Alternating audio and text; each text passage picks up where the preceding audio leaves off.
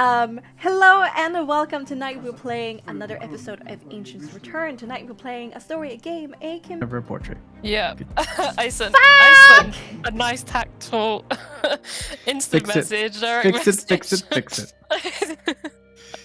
Not calling her out in the stream. And if you do want to fix that now, Lola's gonna have to send you the picture, or else I'm gonna have to bust out my old laptop. I have it. She has it. She just didn't remember. Yes, I just forgot, which happens often. Okay. I'm very sorry. And I can't blame you because I forget everything. So.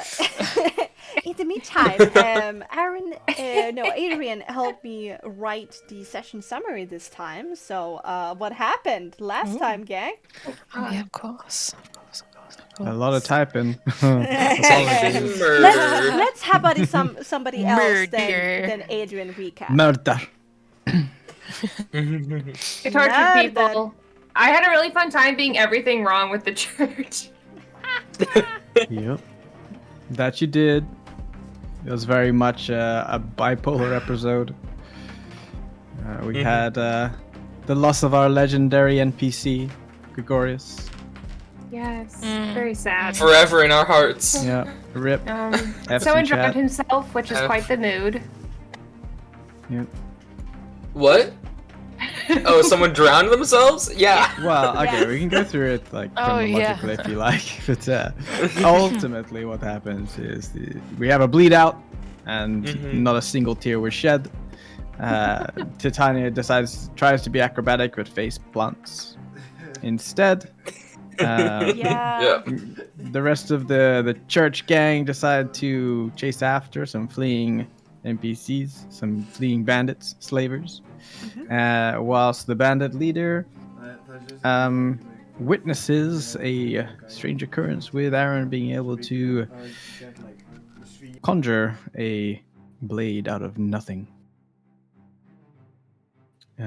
Titania and this is so funny rewatching back, but Titania and Osprey have like this race to suck a soul out of a recently deceased guy. Ally. Who's still being mourned. Yeah, well, she never's there and says like, well, I mean, I could save you, but your life is is not important enough to spend the souls on. Yeah. Sorry. Yeah. And immediately after that, when it was like, okay, we're not saving this guy, it was like, I'm sucking him dry. And then Osprey's like, no, I'm sucking first. And there was like a whole, sucking race. You might want to revisit that phrasing, darling. Tia did have a kind of a crisis of conscience, and she decided that she wasn't going to try. Yeah. She was like, wait, no, fuck. This is where I draw the line. Yeah. For now. The adrenaline kind of caught up to her, and she's like, "Wait, think about what you're doing for a second."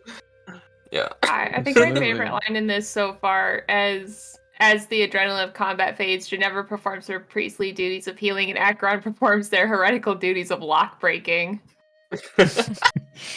Absolutely. Oh my god. That happens. We broke the locks using like one of the hand axes from the foes and freed the captors, or the capturees, I guess. The words. Creekish. The Creekish. There you go. Words. I can speak. Can you? Let's. Can you though? Can I words? I cannot words ever. Can you? Why did Acheron's portrait just become a horse? He saw nothing. Okay. We do encounter depression for the first time, I guess, in the campaign with the guy who wants to try and kill himself because his mother disapproves, I guess, as he's been dunked into a well. Yeah, we have the bandit leader. Dude. Mm-hmm. But in contrast, you're not down a well, so. Acheron gets to finally engage in their job. Yeah, getting back to the old ways. Acheron getting in touch with their roots. It's like going home. It's like riding a bike, but the bike is Ginevra torture. and Titania kind of sit away from the torture, trying to calm down a little bit. Yeah, there was a bit of a heavy conversation about church morality. And working out what is right for you in terms of what choices are you willing to take the consequences of. Freedom and imperialism and morality and religion. Yep. More philosophy talk as we do, habitual.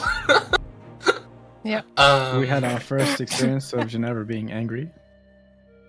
Ginevra yelled at people. It was so good. Yeah. Yes. So I didn't yell. surprised. I raised my voice, but I wasn't yelling. Yes, queen. Or I spoke forcefully, but I wasn't Yes, yelling. queen. Slay. Pop off. Yep. As Aaron basically disrespected their entire profession. Aaron disrespected the entire human race. Yeah. Oh yeah, I mean pretty much for sure. But there was a talk about what is Later true on. freedom, and if you're still in the service of the church, are you really free?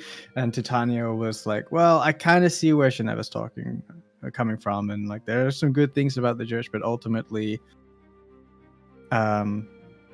if all other options are removed, is the default freedom." And if it's not, what the hell is she doing? And what has she been doing for so long? Yeah, very happy for her. And then we go to Akron, and the information they got from the slavers, which was procured. Yes. See, I'm so out of it this morning. Like. Basically, they're from this like southern part of Oldwood called Thorndon. Yeah. Yes, and they call themselves the Defiant Hearts, if I wrote that down correctly. Yes.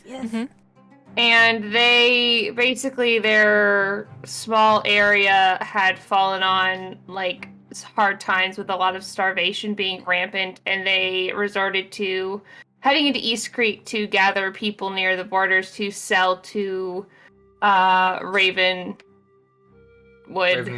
and the Ravenmoors. Not because they wanted Creekish people, but because they're buying people in general, which kind of shady, not gonna lie. But then they like panicked when they heard that the pass was closed and guarded, and that the queen had suddenly decided that slavery is in fact bad, and we're going to say no to that officially now.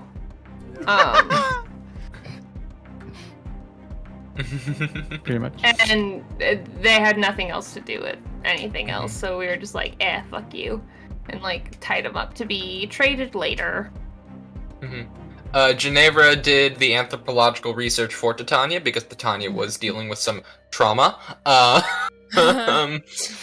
And we learned some stuff about the Creekish, including that they were a splinter group called the Red Deer from the primary Red Stag tribe, who are in peaceful opposition to the church's conquest of East Creek.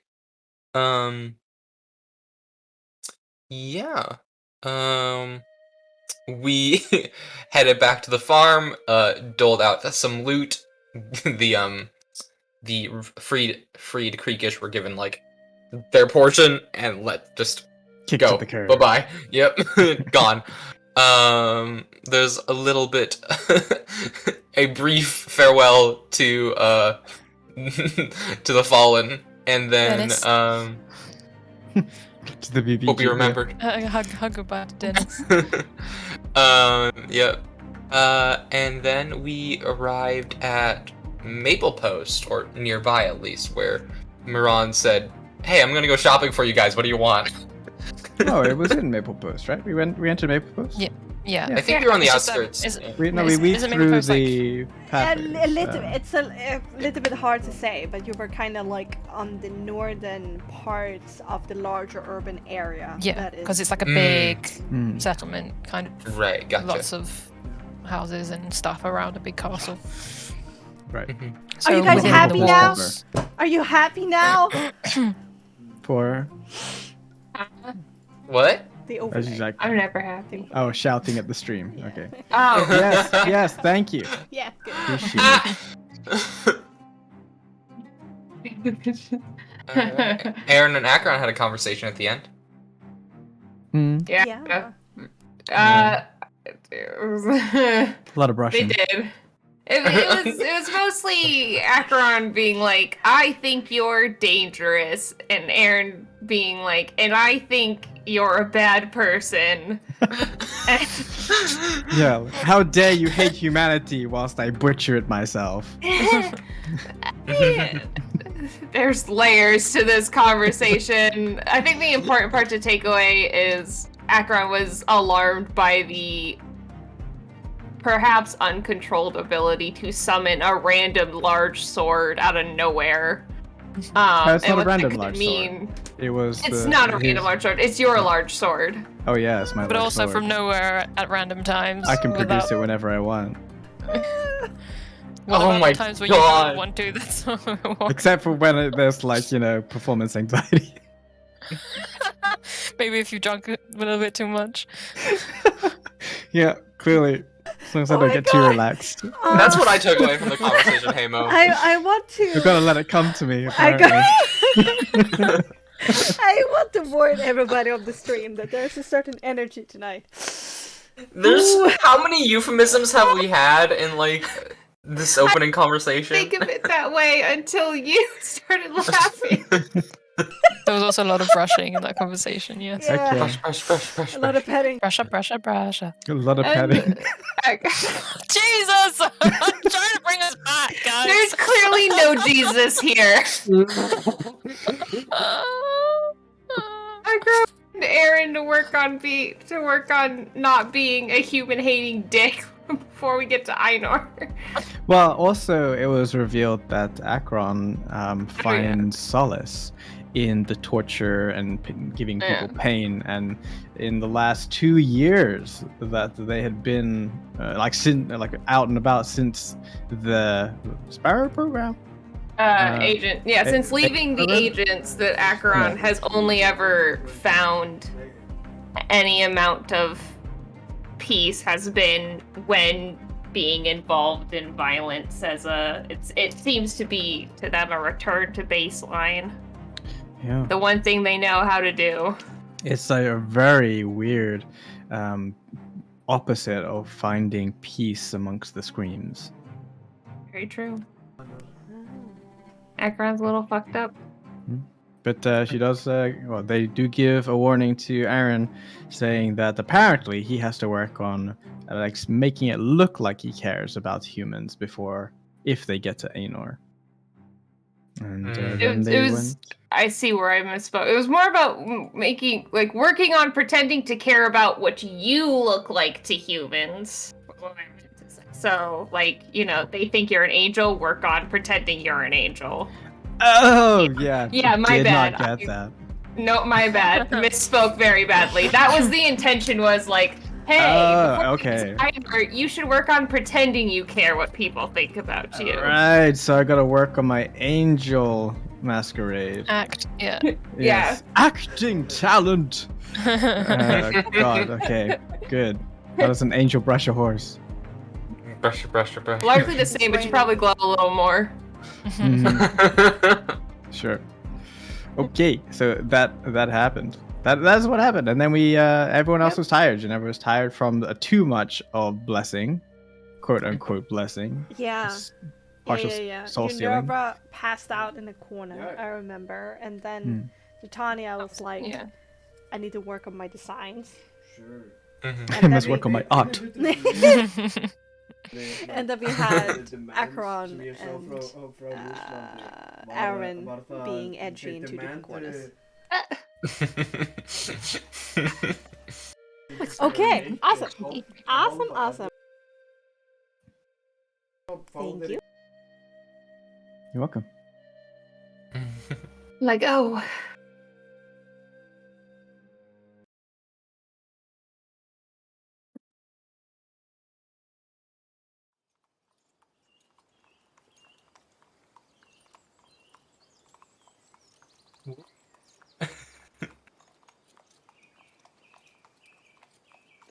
I'm trying to mute myself as much when you talk. Yoey, inside voice.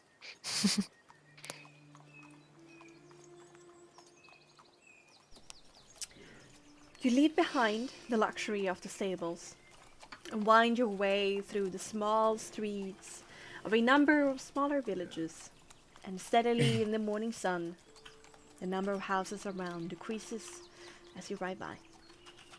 The landscape shifts at the same time. Instead of the gentle rolling hills or flat lines for as long as the eyes can see, the undulation magnifies.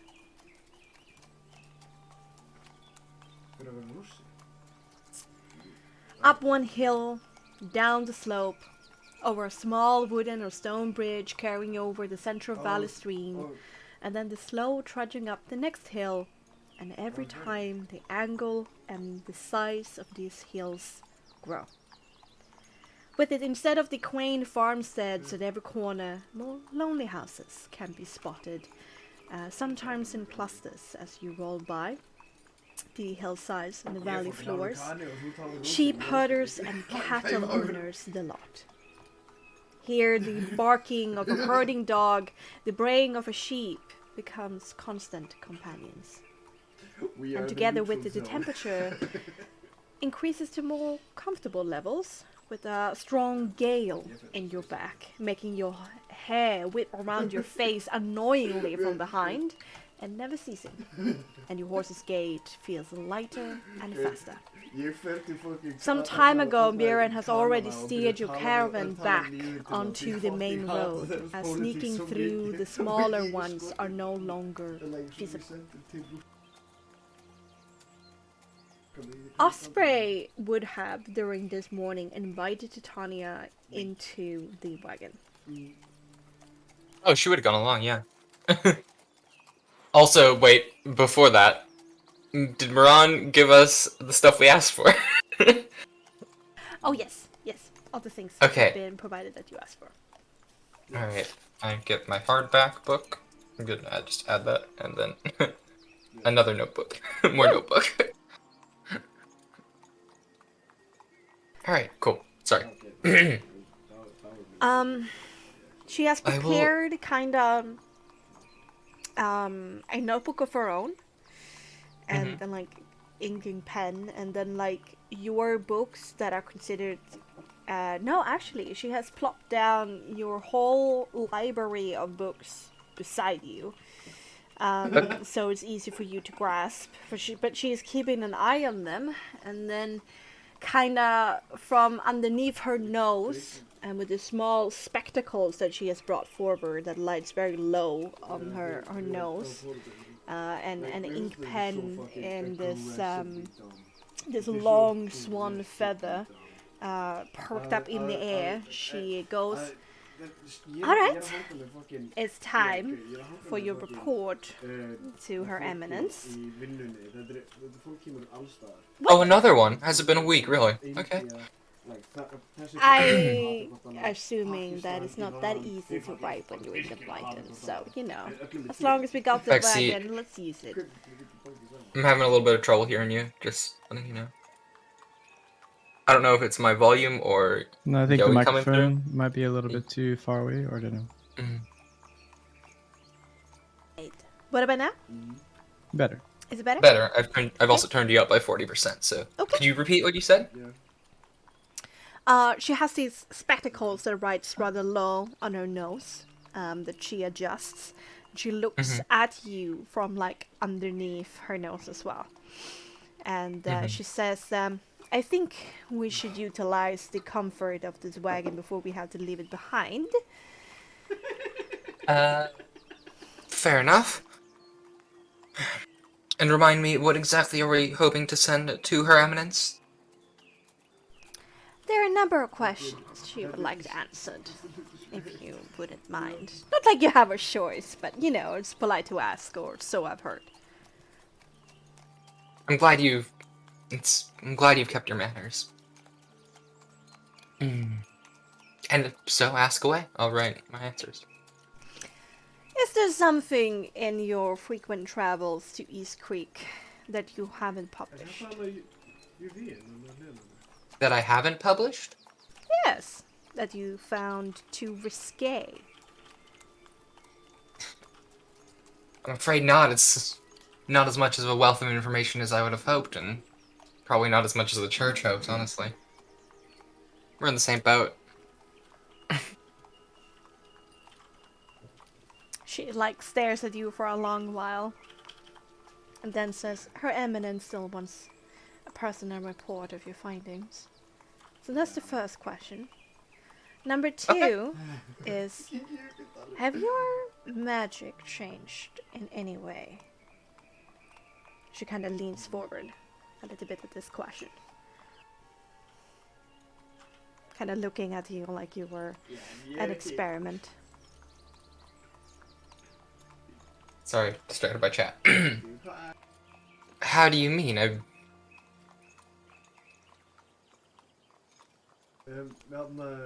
Have we assumed that you have been doing your own research and continuing to learning? I mean, once you get this gift to Tanya, both you and I know that it's very hard to stop. I'm afraid I mean, you yourself can look. You have looked at my spell book. I'm afraid I haven't had the chance to make much progress on the magic end of things.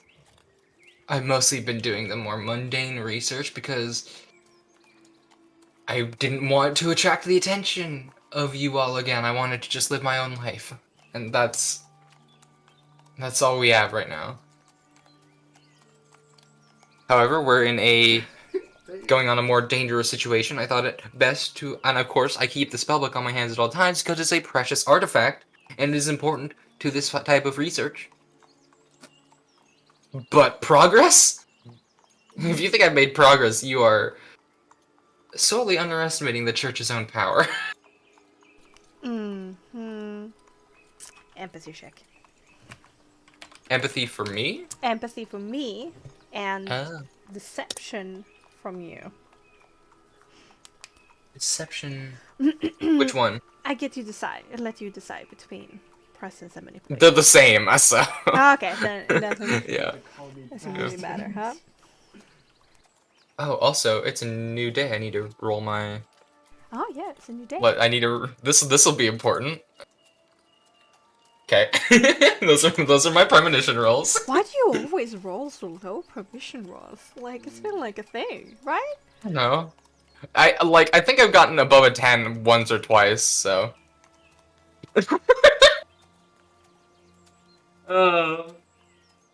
Yeah. There's my deception. I don't think I'm gonna succeed in lying to Osprey regardless of any of these numbers. So, unless I give him. She says, "Really." Mm-hmm.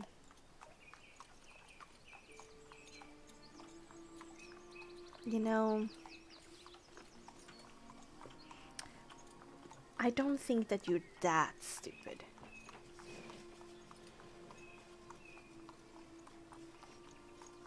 And a little bit of cooperation with the Eminence is going to go very far right now. I mean, I guess think of your brother. Is his mother too? I don't remember.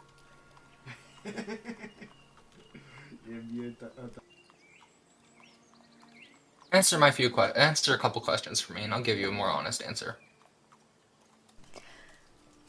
I don't know how well you have been taught math in your life, Titania, but you kind of misjudged this whole situation.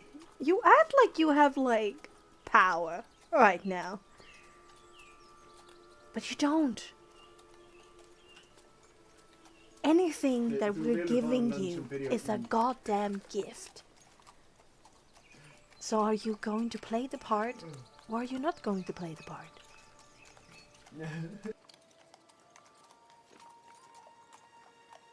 Worth a shot. Okay.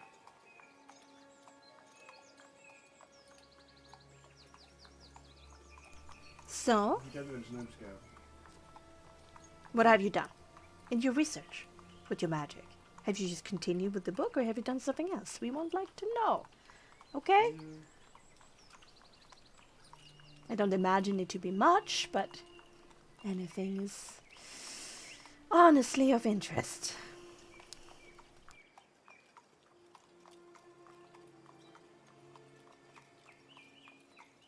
She takes a moment to think to herself.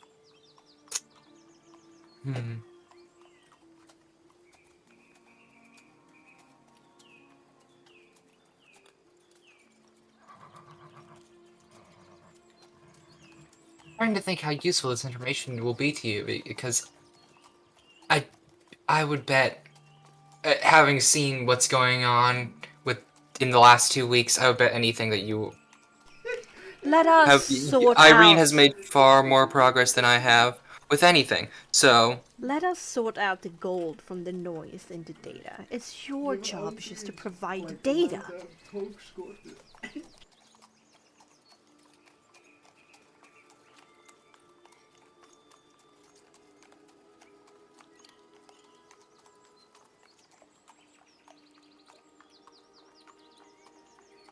I was operating in what seemed like a mundane circle in Blackburn, just as part of my research, hoping to get access to, more private portions of the university archives, that sort of thing. Getting good with those and power in Blackburn, so I could just have more access to what I wanted to have access to. What? Did you join some kind of rejection club?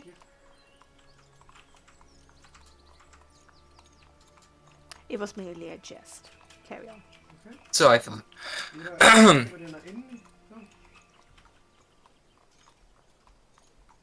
And what I found was that they were... I struggle to say worshipping, because honestly I think they're all liars, frankly. I think these people were bullshitting, and were simply giving themselves an excuse to feel like they were doing something secret. I don't think they actually knew what they held on to, and this They were worshipping thing, what? a false idol. Huh. How quaint. More than likely, from what I suspect, a depiction of maybe one of the devils, maybe something that isn't even in the book. I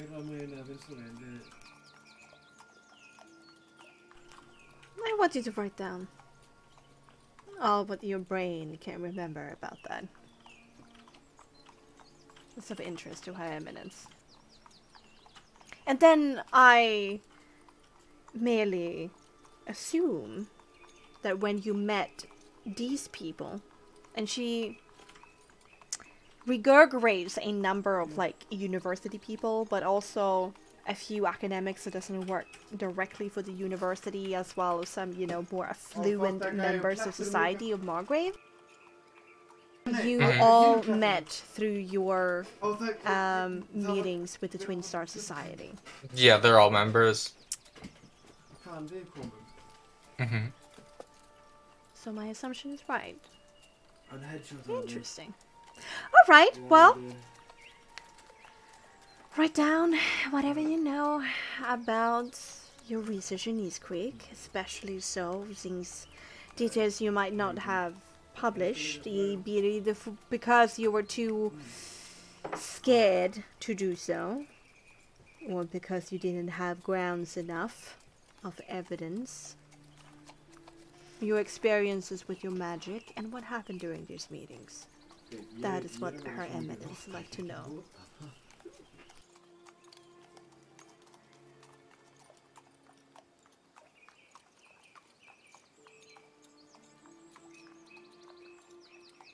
Sorry, that's out of character. Oh!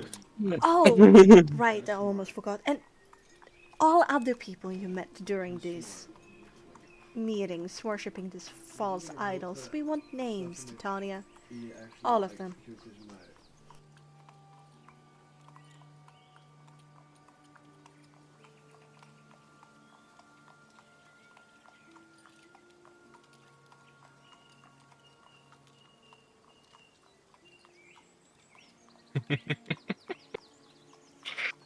Oh, I'm out of character freaking out right now. Titania's just literally just dead silent looking at her paper.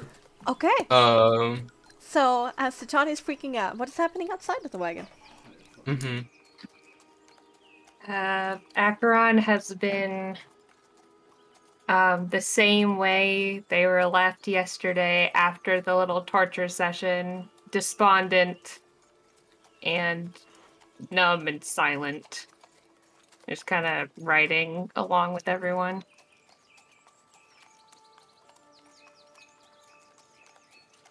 Aaron is also kind of inwardly pensive, like he's trying to understand what actually happened yesterday, why he had this warm feeling, and he's trying to inwardly understand something is changed within him, but he doesn't know exactly what that is. So he's going to be trying to get more closer to that feeling of need and what happened when he produced that sword the first time. It's obviously something foreign, but since Titania isn't here, and that's who he wanted to speak to primarily to begin with, he's unsure about who he should speak to about this. So he's just going to be quite pensive and until Titania is available. I think Ginevra is refreshed now because I think she just had one level of exhaustion, so she's feeling a lot better after her long rest. I had a question about the soul fragments. Do I have to go through any kind of process to combine them into a soul, or once I've reached enough to turn one into a soul, I can do that? It's an uninterrupted ritual of a certain amount of time. I don't know if it's a minute or an hour. I don't think it's an hour though. Let me double check. I've been trying to look through the guides for it, but I can't find it so far. No worries. I got you. Okay, and Acheron? They What? said already. Oh, Yeah, was my mic yeah. on? Yeah, Acheron is just Pensive as well. Yep, riding along, very angry, numb, despondent. It's again, it's that kind of palpable lack Right. of emotion and humanity. It's almost like its own black hole gravitational field where you can just like feel the aura of bad. So they're just kind of on their own. Like they're like with everyone, they're just not like interacting. 10 minutes of concentration and you got it. It's probably a person that travels. Okay. And then I'd probably spend 10 minutes doing that. And then beyond that, if we're kind of traveling for longer, whereabouts is Medea amongst everyone? Like, how are we traveling? Where's Acheron? Probably depends on where Mira would want them. Either in the back or the front. Acheron doesn't really do middle of the pack. Mira would make sure that there would be somebody in front and somebody behind that is not you. Closer to the back then, maybe. Okay, Medea would be in front. In front of Acheron? In front of the wagon, yeah. Okay. And who is she nearby to? Up here we probably have Meron and one of the soldiers and Medea, and then furthest in the back you would have Silas and the other soldier. Okay.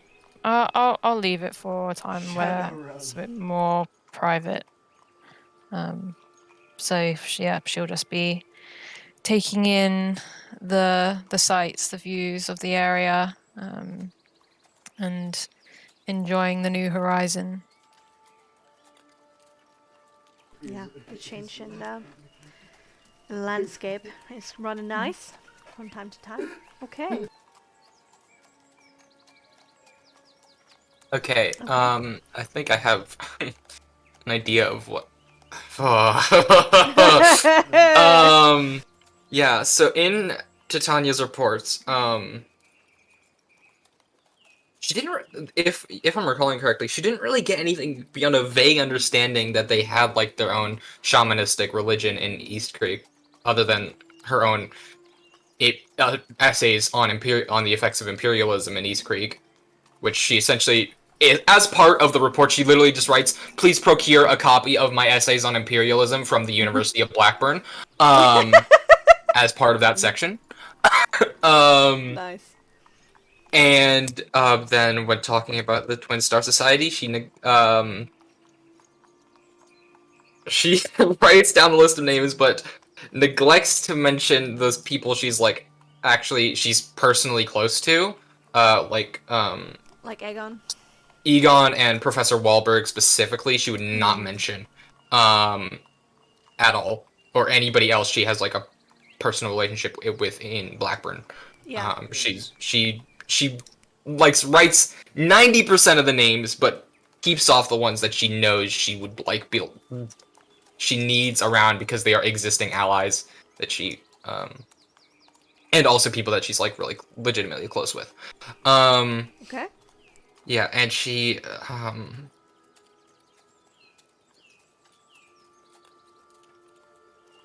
because I didn't say anything about my magic changing, I just mentioned the existence. I just mentioned the Twin Star Society. She's not going to say anything about that. She's just going to talk about the Twin Star Society. Oh, you're selling them out, huh? To keep this a secret. Okay, I see. Well, Sacrificial? no, she's not. Well, not talking about the Twin Star Society. She doesn't do it by name. She writes down the names that Osprey mentioned. Osprey, So though, she's specifically said she wanted you to describe these meetings and this false idol. Right. Okay. Yeah.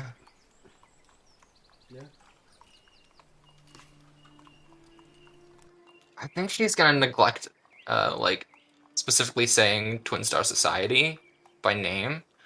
But I guess she would describe the nature of the statue. Okay. And the The oath. Yeah, and the oath. Yeah, I think. But no mentioning of like subjective experiences. Yeah, I think. Yeah. And then in terms of her magic, she writes down just copies the list of spells, like, this is what I've learned. I haven't learned much more since leaving. Most of my research has been on more practical studies because frankly this is impossible. And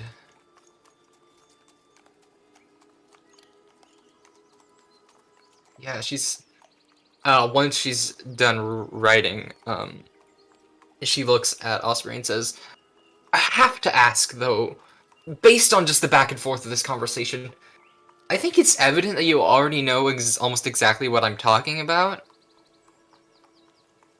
Or exactly what I know, which isn't much, frankly. Why have me do this? Is it just a show of loyalty? Because I'm holding a grudge, and I'm not trying to obscure that. I'm willing to cooperate, but that doesn't mean I'm not upset. I just have to ask. Like, what's the point? What am I doing that isn't perfect, that Irene isn't perfectly capable of doing on her own? Well, I wouldn't assume much. Her area of expertise is certainly not mine, but from what I understand, she ardently believes that you can teach old dogs to sit. That doesn't answer my question.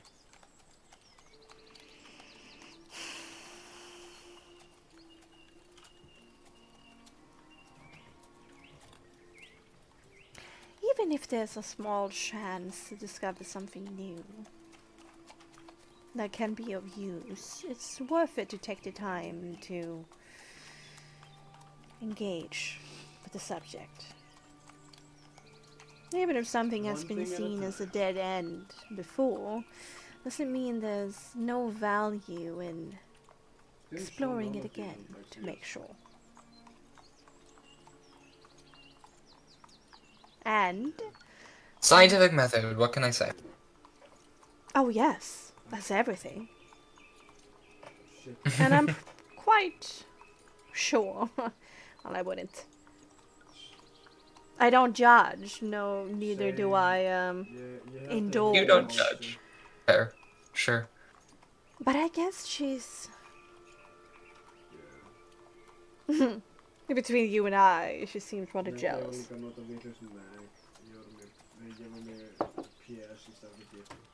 Jealous is an interesting word to use. I don't care about interpersonal psychology and the whole game we play all the time. Honestly, it's just exhausting. You and me both. But I guess she wants to punish you, so you better sit tight and smile and write.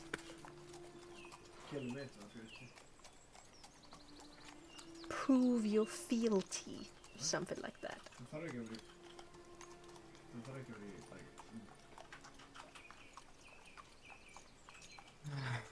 Honestly, it's not worth it crossing those kind of people. Empowered. Kinda looks so much better to just work underneath their nose and get to do whatever we want to do. This kind of attention is not good for your work. Is that your method, then? You just appreciate the resources you get from the people in power and just go along with it? I mean, that's one way to do your research. I can't really judge. I've done unsavory things for the sake of research, too. Engaging with these rich assholes, you know, the entire time. You say that we are alike, but not really. You interest yourself in what? Anthropology? Sociology? Superfluous subjects, if you ask me. People Now, don't interest you? math. Mathematics. Simple. It's pure. It's dark. It's yes and no. There's wrong and there's right. And there's no heresy involved.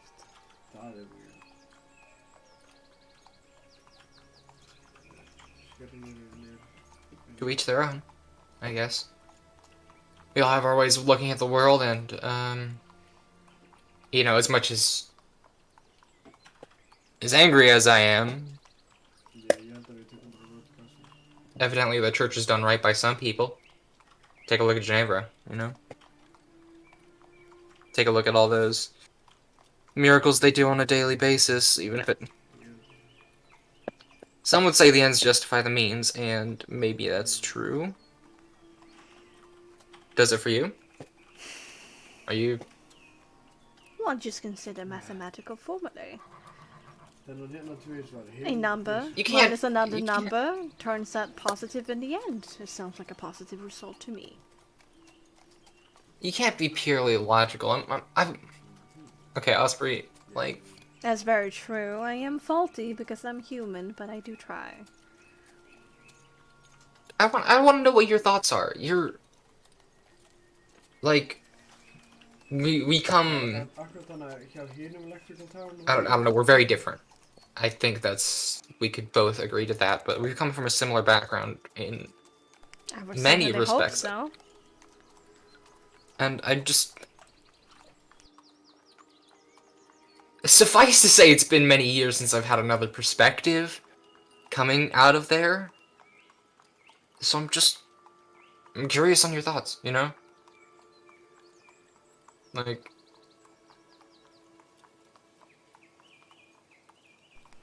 Alright, if you want to get some wisdom from an upperclassman, then I guess I'm feeling generous. I would love to hear what you have. I don't think we really can discuss theoretical mathematics with each other. I doubt you will be able to keep up. I'm more interested in, well, the magic, of course, but also the people and the culture within the Falcon Project, you know? Evidently, of course, I think there's some deception behind the letter from my younger brother. Well, one of my younger brothers, from Flayance. But he seemed to have a positive tone regarding the whole thing. I'm wondering if that's not reflective of what I experienced. I'm wondering if it is reflective of what you've experienced.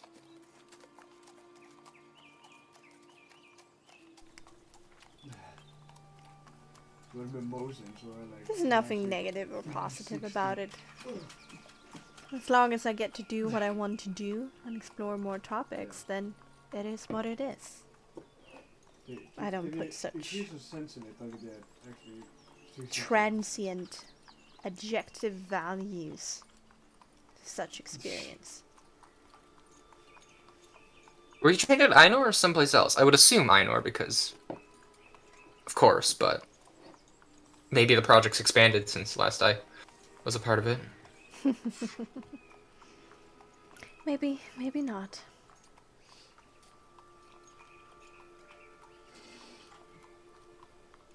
I'm aware of counter-interrogation methods. Canalux.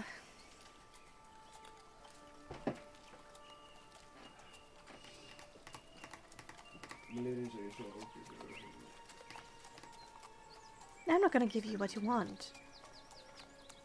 Or at least not what I'm willing to give.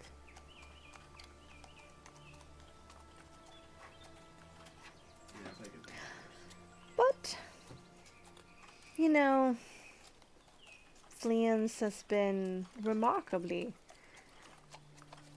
passionate in what we do. And I guess if you value such evanescent perspectives of what we do, then I guess that would be seen as positive. Do I believe them? You can roll an empathy composure if you want to. Just want to gauge. They seem pretty, like, uncaring to the point of dismissiveness, so I don't think they're lying, but possible. Also, my empathy composure sucks, so... Good roll, though!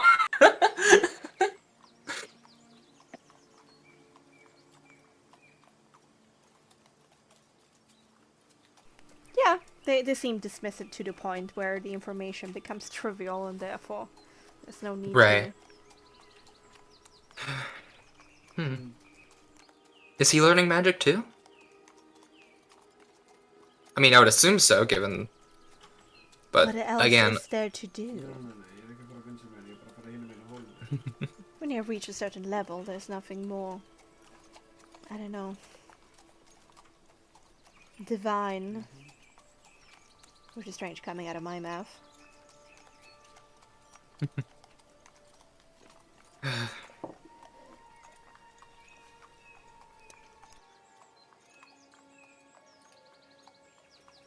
Is he... That's... He's passionate about it. Interesting. How long has he been in it? Like...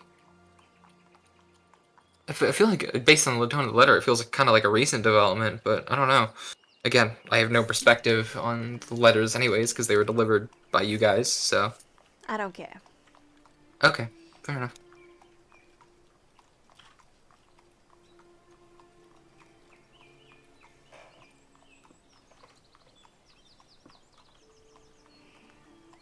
Really, I would try to understand the value of you running around with some obscure, bored,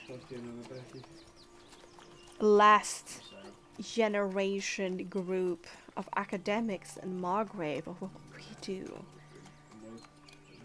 Frankly, it doesn't add up in my mind. What, you mean the people playing it being a secret society?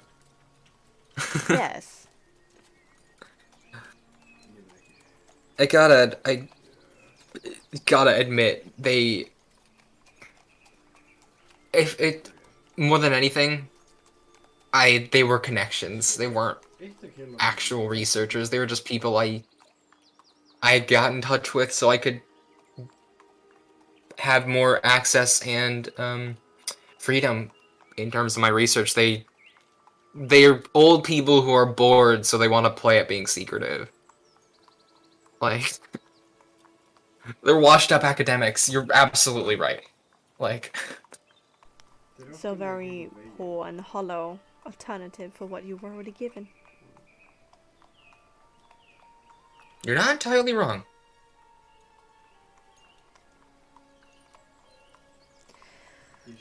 A good thing, I guess, that somebody thought logically for you and was willing to give you another chance. Who might that be? Does it need to be stated? Could have been somebody other than the person I was expecting. Just worth asking.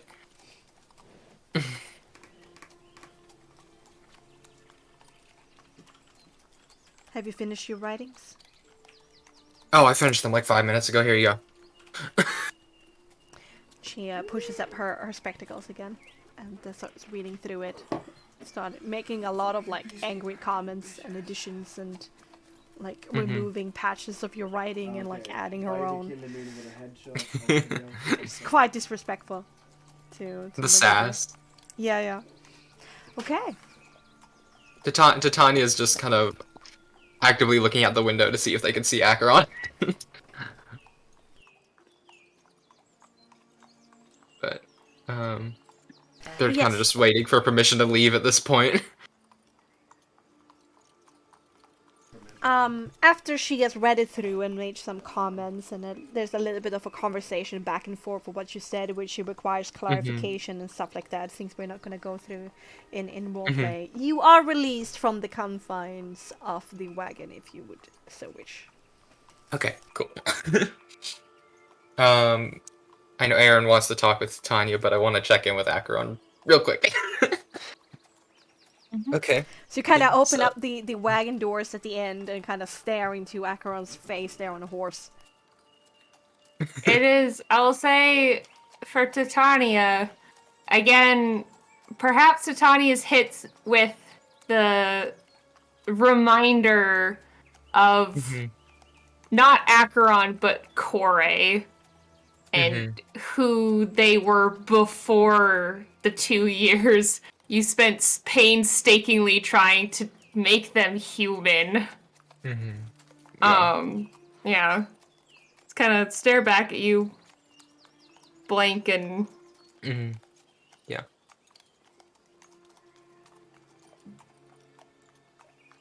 How do you look upset? What's your emotional baseline right now?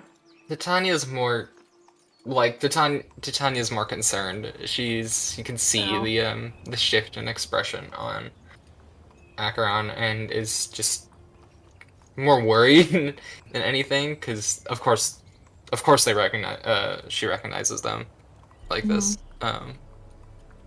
and is not sure how to go about it.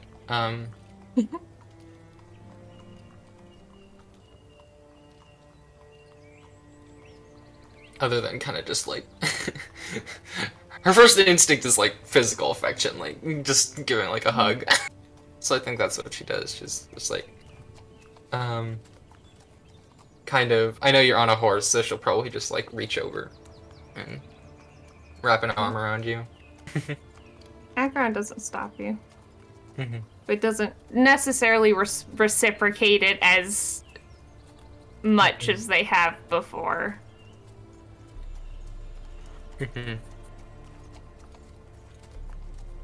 Just kind of throws a slightly dirty look, maybe in the wagon at your company as well.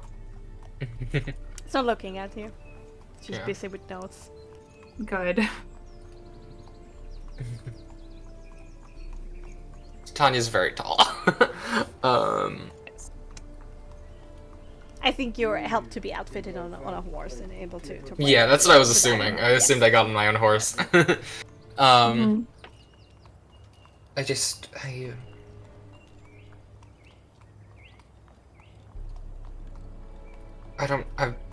would struggle to understand how you're feeling.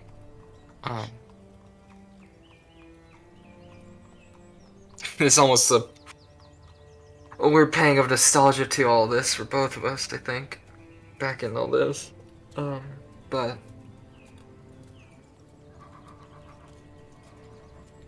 kind of funny, in a way.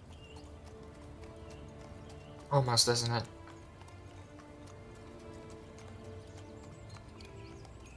If you want to just take some time away from everybody else, just the two of us, to at camp whenever we sleep next, I think that might do both of us some good. I don't want to presume, but... Just the two of us like before, right? Oh wait, that was all a lie, wasn't it? The best parts of my life were a lie. It was never just us. And it never will be again.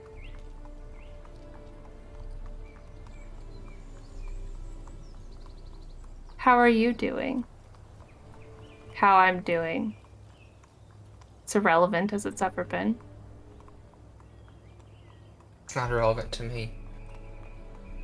But in answer to your question, I'm...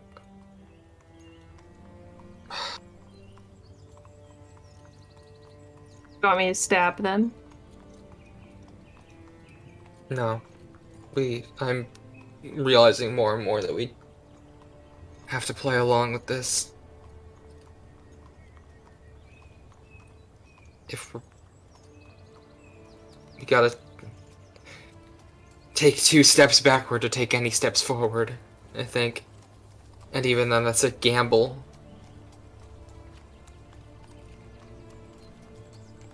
Whatever you think is best.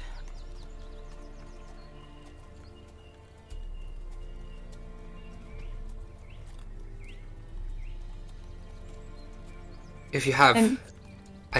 just so you know, I trust your judgment.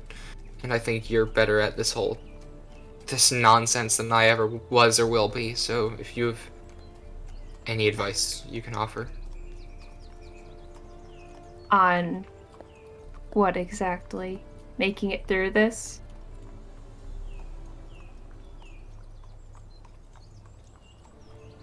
My advice is what I should have told you all those years ago when I was assigned to you. You have a good heart, Tia. You always have. One of the many things that I love about you the most. And it will ruin your life. It's best to abandon it now. Get rid of it. Throw it out. Put yourself first. Well, you'll be happy to know I think I just signed the death warrants of at least 12 people to save my own skin. Our skins. What's that? Hmm? Which death warrants? The Twin Star Society, Well, they were bound to be sacrificed first anyway. Titania, not to hurt you further, but your dreams were always built on bodies. There was no way you were ever moving forward without signing these death warrants anyways. Your family, the Twin Star Society, they were sacrifices set to be made already.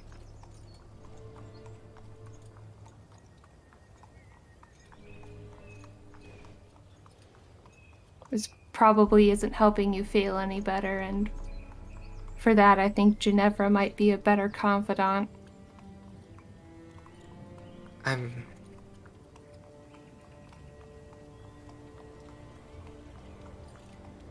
willing to make sacrifices to take as many bodies off the pyre as possible, but oh god, this is just... It's more than I can handle right now. Ever. It gets easier, if it makes you feel any better. The faces never go away, but eventually there will be so many that it won't matter anymore.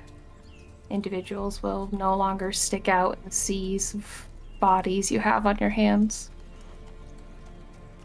And you learn to live with it.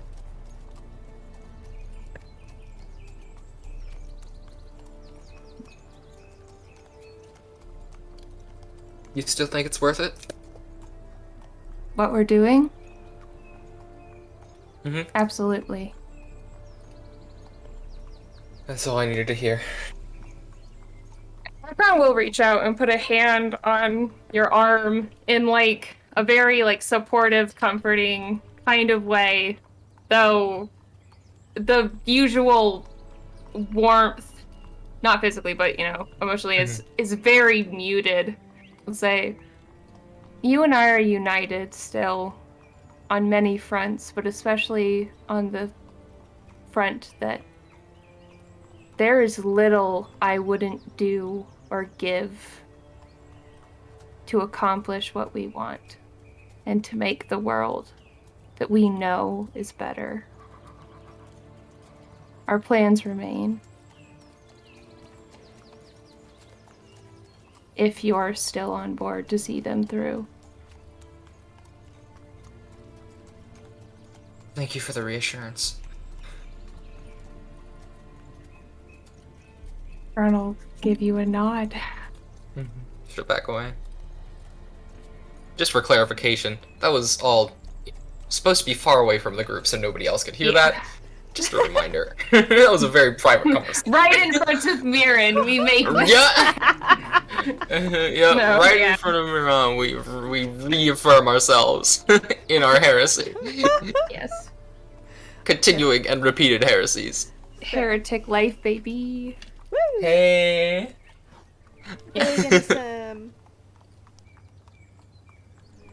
Okay, what's next? Aaron?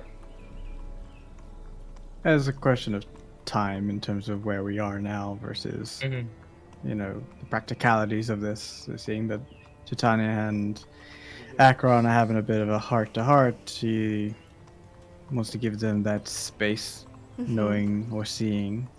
Yeah, for sure. I think everyone feels like the change in Acheron. At least they're not their jolly, upbeat self.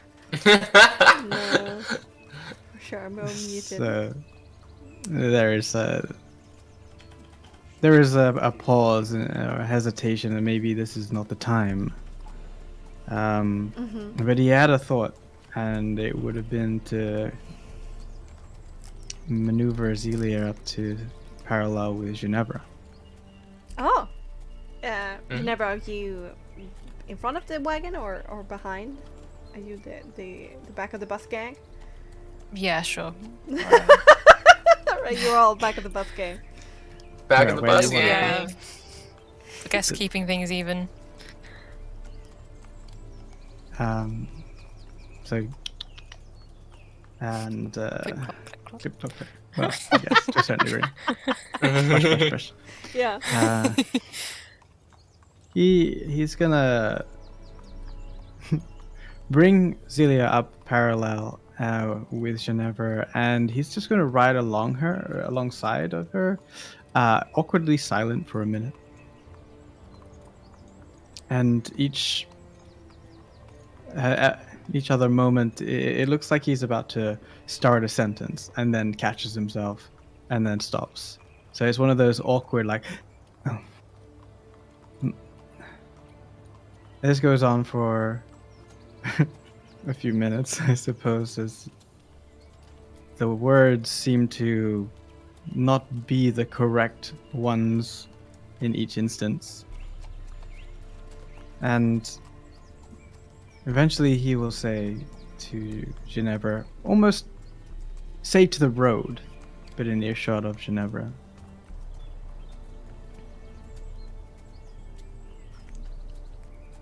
what does Rian mean to you, Ginevra?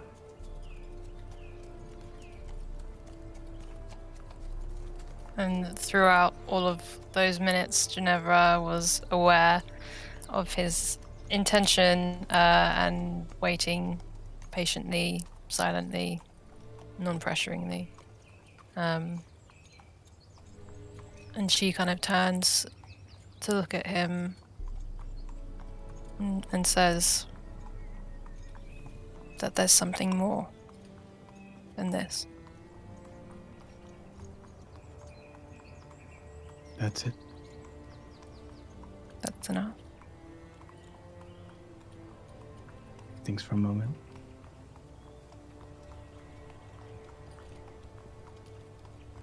But isn't that obvious now to you? That there's more than something more?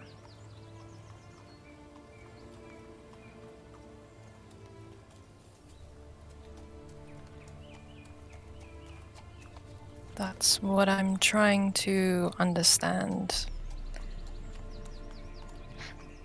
That's what I've been curious about,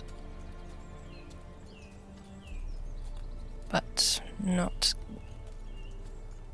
wanting to bring up things you aren't ready to talk about.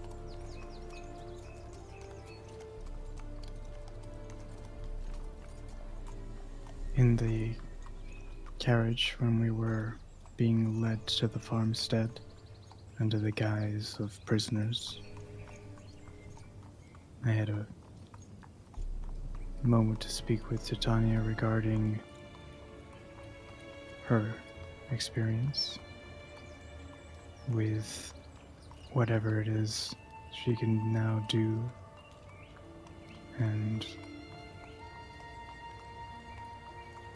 you've seen what she can do. You've seen what I can do.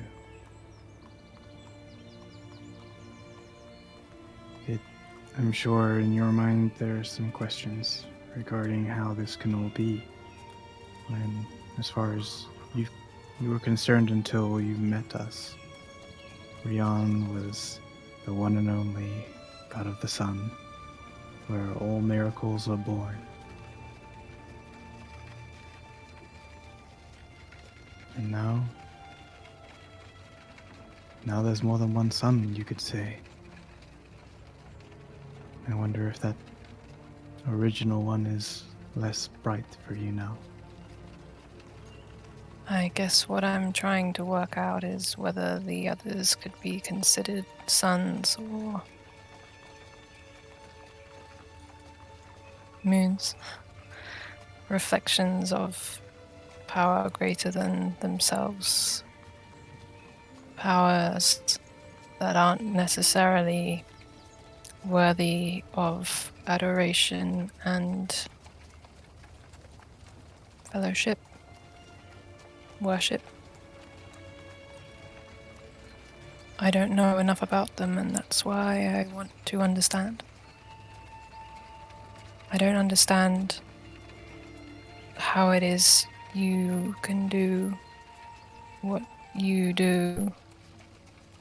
I don't understand exactly how Tia is able to do what she does. I don't know where it comes from. I don't know whether where it comes from is a place she should trust. That's what I'm trying to figure out.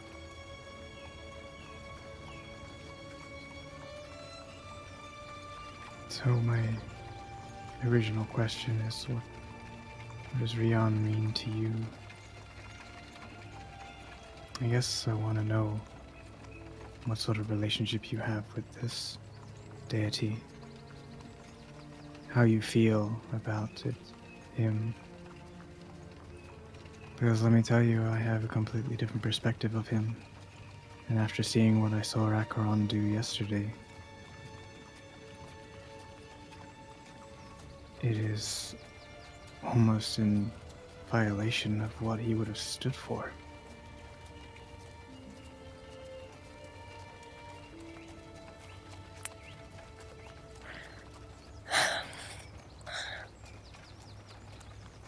I agree in that I don't think the actions that were taken yesterday are things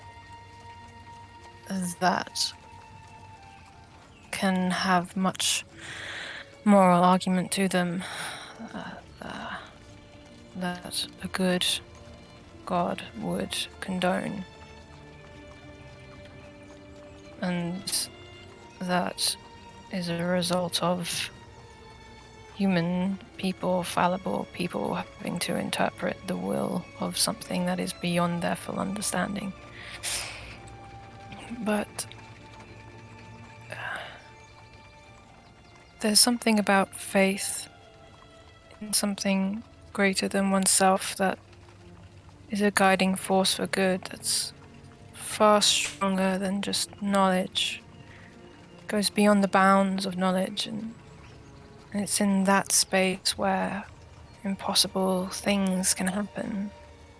I've seen it time and again. Oh, I know it.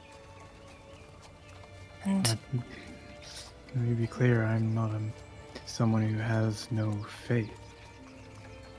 I just don't have faith in Rayan. it's the impossible things that I've been able to do with my faith in him that have led people, husbands, get to continue with their wives and with their children, be able to stay with their mothers, be able to run and play. It's in the places where you believe something beyond the bounds of what you can prove is where the magic lies, and I think it speaks to an untold power in all of us that is encouraging to me. I see it in everyone. And what I'm able to do to encourage that spark in people, to heal people, to give people something to look to, solace and peace, is important to me. That's what he means to me. It's curious. That too is not what Rian stood for. And yet, he powers such things directly. Maybe there is more to him than you knew. Maybe he's changed. Again, I know very little of your experience with him. I would be very interested to know more about how he was when in your time. I'm not sure you'd like what I have to say about that. It's not down to whether I like it or not. If you're telling the truth, then I want to know.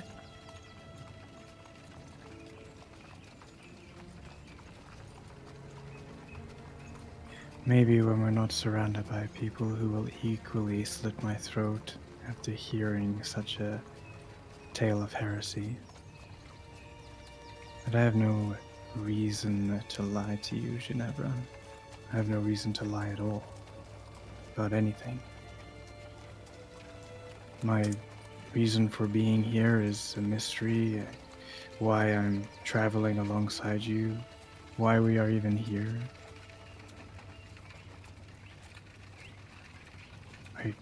I have no answers, but just my memories. Did you feel you had a reason for being before you lost so much time? Yes. What was that?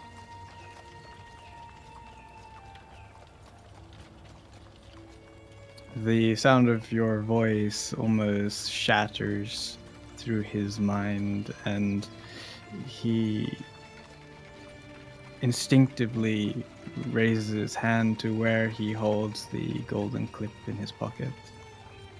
Of course. And says, "Another time, Ginevra." And spurs worry. Zelia on. I understand. Okay, damn. Time passes. There's eating of lunch on top of the horseback. Not much of a stop. Enough though to reveal stomachs of their contents.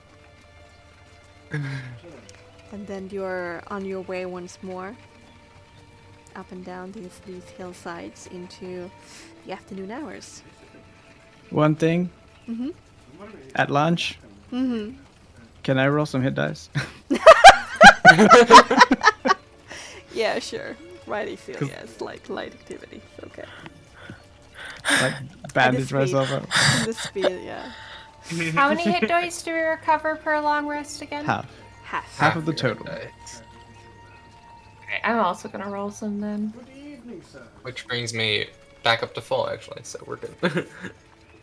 Nah, balls.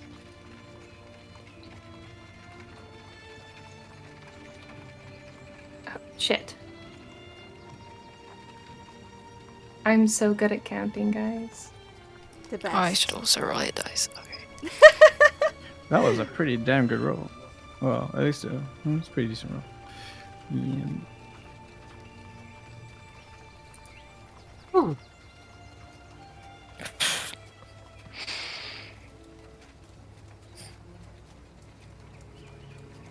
Yeah, Cool. remember that you add your vitality modifier to that if you have any. Shit. So now I've got to get -2 from that. Mine's Great. Yes. obviously Yeah. a 7. My vitality modifier Roll is a I got d6 so minus high. 2. I don't think it. I'm still at 24. Oh. Do I get so do we recover our hit dice when we have a long rest? Half your hit dice at a Yeah. long rest, yeah. Yes. So Half hit. Okay. Oh, so, Yeah. okay. half the total. So each long rest you get half and half. So after 2 long rests you would have all your hit dice if you have not spent them. Okay. Because I spent 2d10 yesterday, and I have 2d10 plus 2d8, and I just rolled 2d8. So do I have a 2d10 still? You should have your 2d10 from the long rest we took. So you yes. have to roll the higher value first. Yes. Actually, Yeah. wait, no, we didn't take a long rest. Never mind. So if you have 2d10 now after a long rest in the stables, No, I then Oh, yeah, we did have a long rest. then Oh my you god. use 2d10 now. I used 2d10 yesterday. Yeah. So did I get back Got back 1d10? 1 Did you have your D10. Did you have your Okay. 2d8 still yesterday? Yes. Yeah, then you get the 2d10s back, of which you have to use now. 2d10s. Okay. Then scrap Thank those you. 2d8s. and I'll do Somebody has 2d10. read the rules. Wow. I read the rules. I'm just stupid. Just okay. No worries. Okay, so 10. It's not that I didn't read them. I'm just an idiot. No, it was solely a joke. It was solely a joke. I was like, I don't have to say anything. Wow. Yeah, we don't need you, GM. Get out of here. Okay. This is a rivalry simulator from now That's on. much better. Just go in circles insulting each other until we get But- tired. Who will roleplay Osprey and Silas? Okay, maybe you can stay. Okay, thank you. You're kind. You can roll a character sheet for Angie Rock. Okay. God, I just have to make the happy rock emoji. Yes. Get on that. Yes. Yeah. Okay. So we had some lunch. We regained some hit points from the scuffle yesterday. Anything you want to do this afternoon?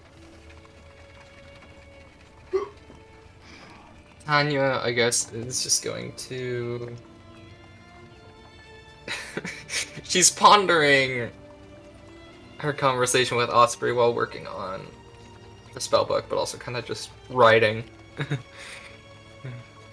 Writing forward. I was hoping to catch Medea alone-ish. Well, you got Meulen in the front with the soldier, and then Medea behind, and then you got the wagon.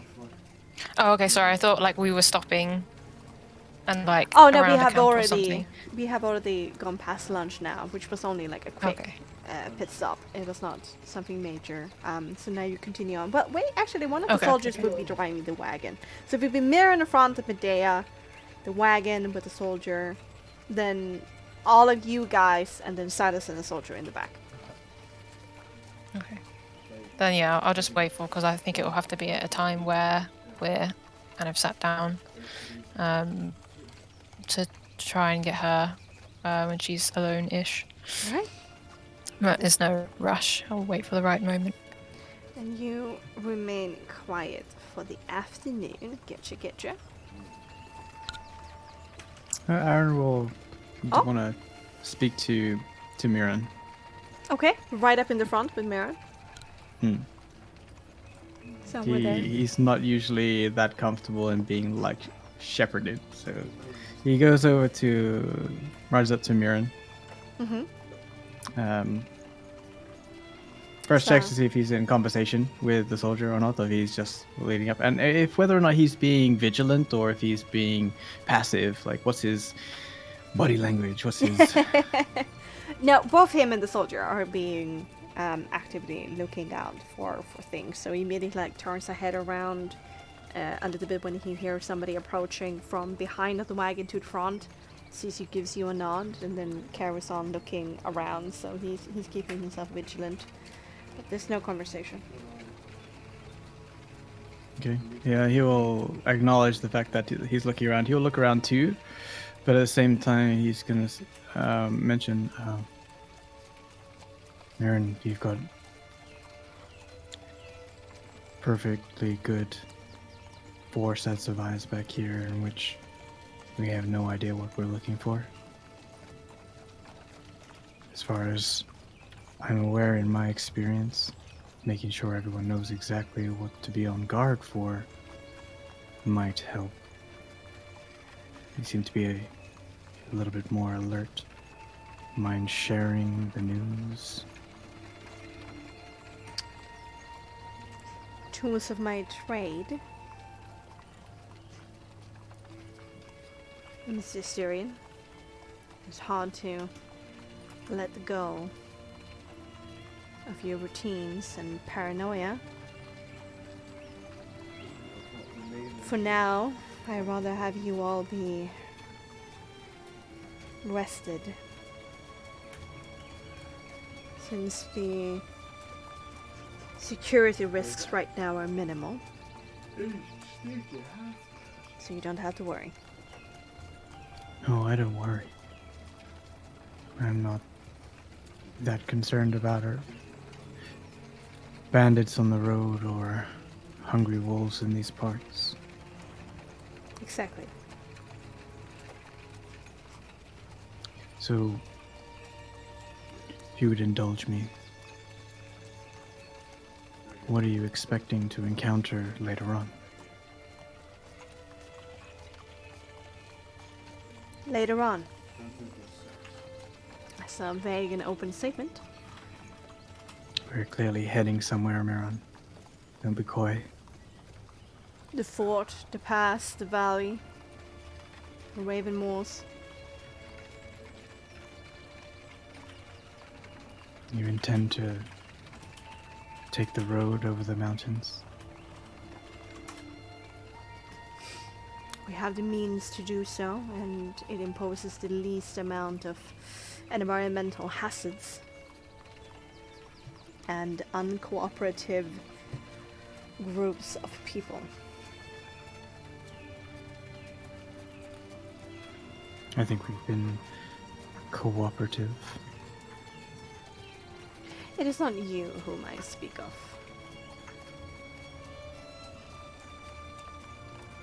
And then?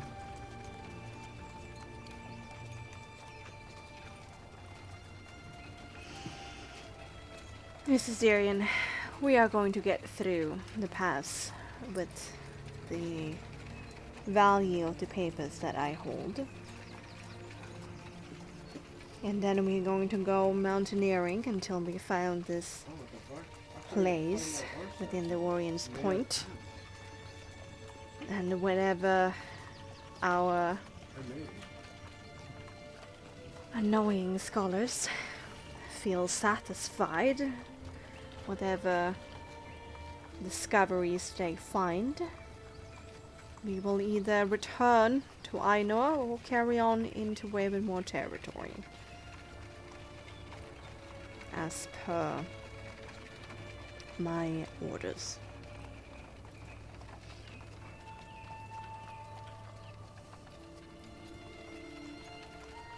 Are you happy with those orders, Meulen?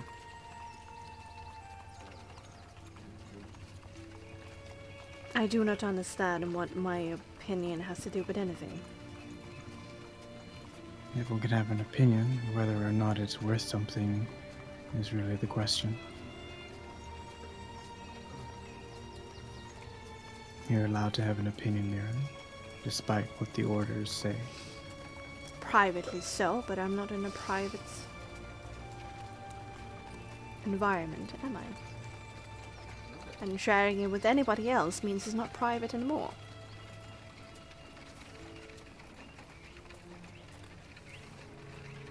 You don't have many friends, do you, Meulen?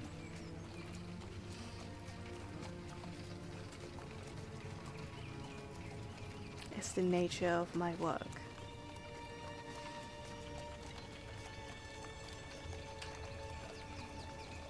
If you say so. But I'll let you get back to your paranoia. And you'll lose pace and drop back. Okay. Alright. And as we continue riding in the afternoon, let's go for a short break. Woo! Yo! Yo! Weapons don't need social bonds, indeed. Empty your bladders, refill your drinks, and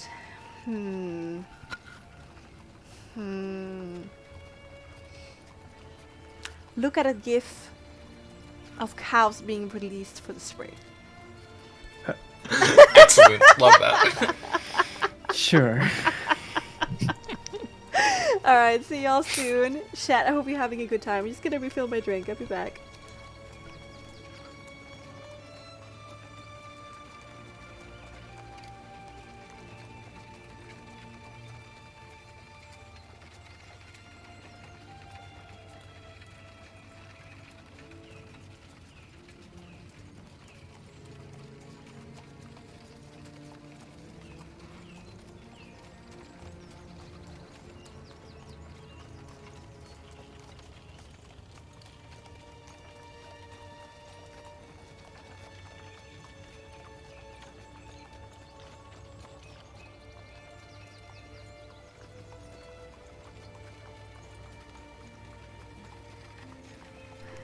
Very good, very good.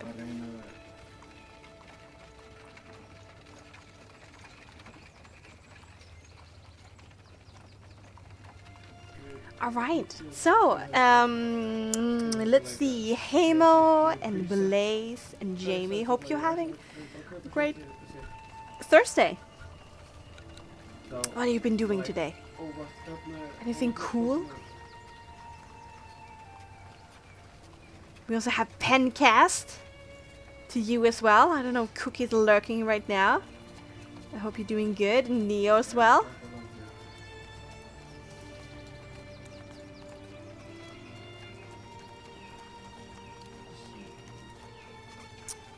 hope you're having a good time. We're just having a short break right now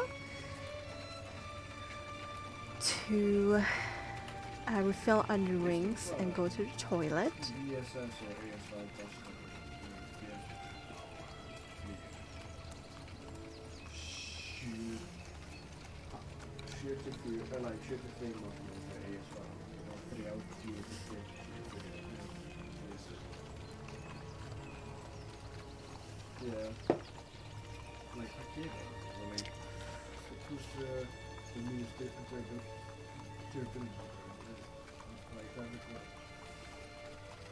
I love these cows. I had a rules question. What would happen if Jeremiah were to partial sword rain one of the party members? In that case, then your party member cannot exalt their soul. And if they have expended all of their exaltation, then I wouldn't say it was possible. So that's kind of the part that you get. I guess it doesn't really do anything for spellcasters, but in that sense, you know, you can also give out exhaustion and stuff like that. It takes a very long time to regain and things like that. There are some rules to also what several partial soul drains can do to a person. Why is Adrian's background the cows? What the fuck? Well, Why I wouldn't it asked be the for it, cows? so, you know. I mean, it Amazing. tracks for me. Goodness gracious. You know, I am gonna post this, actually. Oh? I made kind of a thought piece word art thing. Use bank Why potential, not? Just the ability to exalt. Lose bank potential or just the... Oh. Yes. I thought it would incur exhaustion or something, but I guess that makes sense. I guess it's a little bit up to the GM, but if you start doing it a bit more than just one time, then the consequences get quickly More severe. Yeah, rather soon. Severe. Why are you sideways? Why does life hate me? Let's see. Fuck it, I'm posting it anyways, and people can just do that. 90-degree head turn. It was fine when you sent it to me. Why is it sideways now? Nah. Maybe it'll turn itself. Nope. Also, I don't know why that inspired me so much, but I'm glad it did, because I don't usually do I think art. it's because I'll try it a different way. I think it's because it's like an alternative form of art that's a little easier than, well, not easier, but Actually it's different drawing. than like traditional drawing. Word art's really interesting. Yeah, let's try it that way. There we go. Yeah. They I don't shared know. this. I was They just shared this- doodling while I was being brooding in character, and that's what I put down, and it was fun. It was fun to do, so I figured I'd share it, an alternative form of art.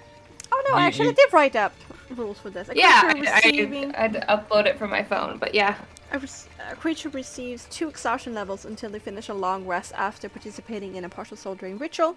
After need a full week to recover completely before they could potentially join in on another partial soul drain ritual. During this time, a participant cannot level up. If a creature would participate in a soul drain ritual before they had rested for this week, they are afflicted with 3 levels of exhaustion for 4 weeks, and during that time they cannot level up. If the creature would participate in another soul drain ritual during that time, they fall unconscious and start running death saving throws immediately. If they do not die, they are afflicted with exhaustion of level 5 for 7 weeks, and they cannot level up during this time.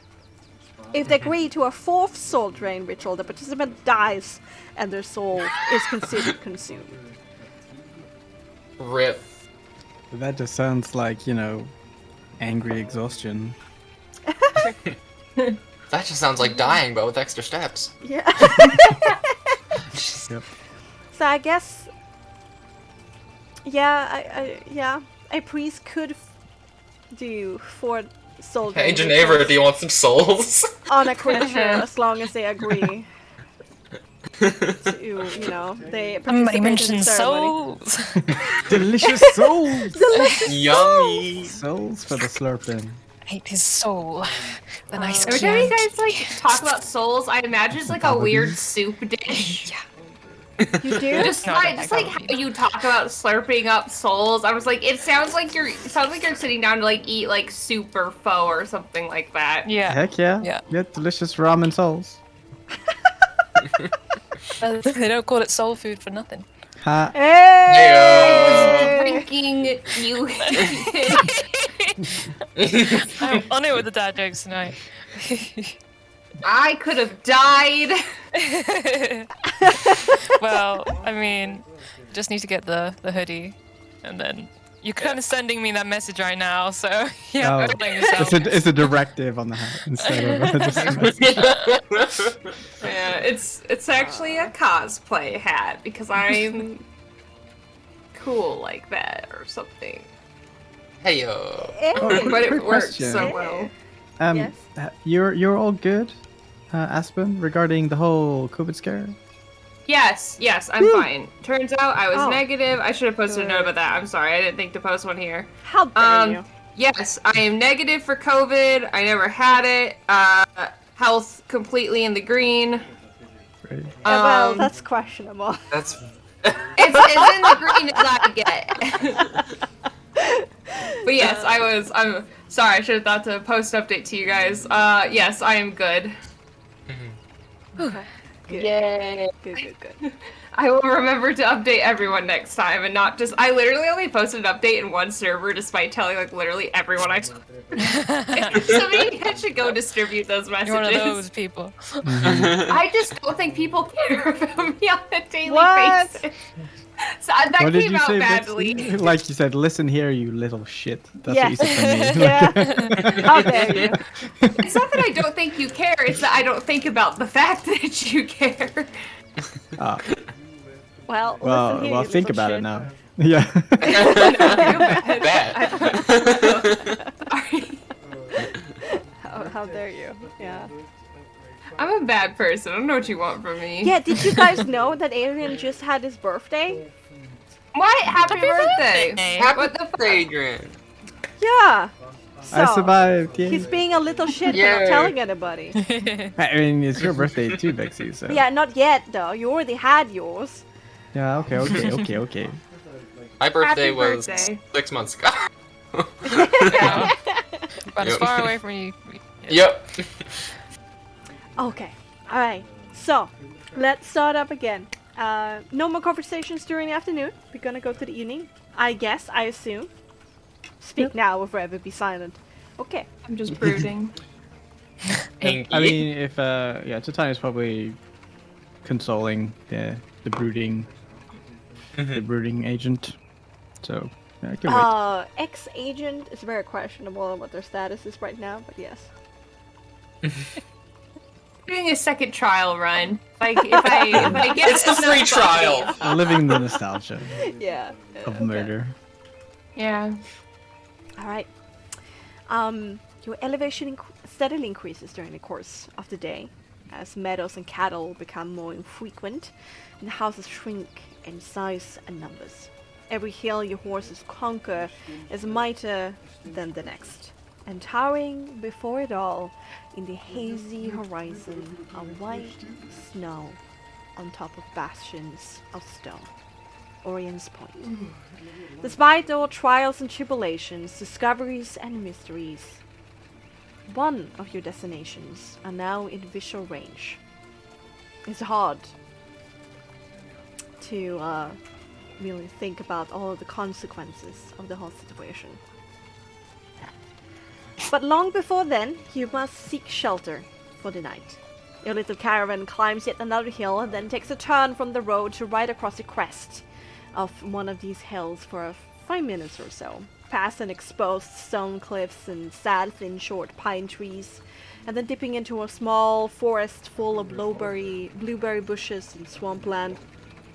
And then once out of it, Baron's happy about a half-exposed stone cliff, creating a natural windbreak for the setting of a campfire somewhere in here in the borderlands between the marsh and the stone cliffs.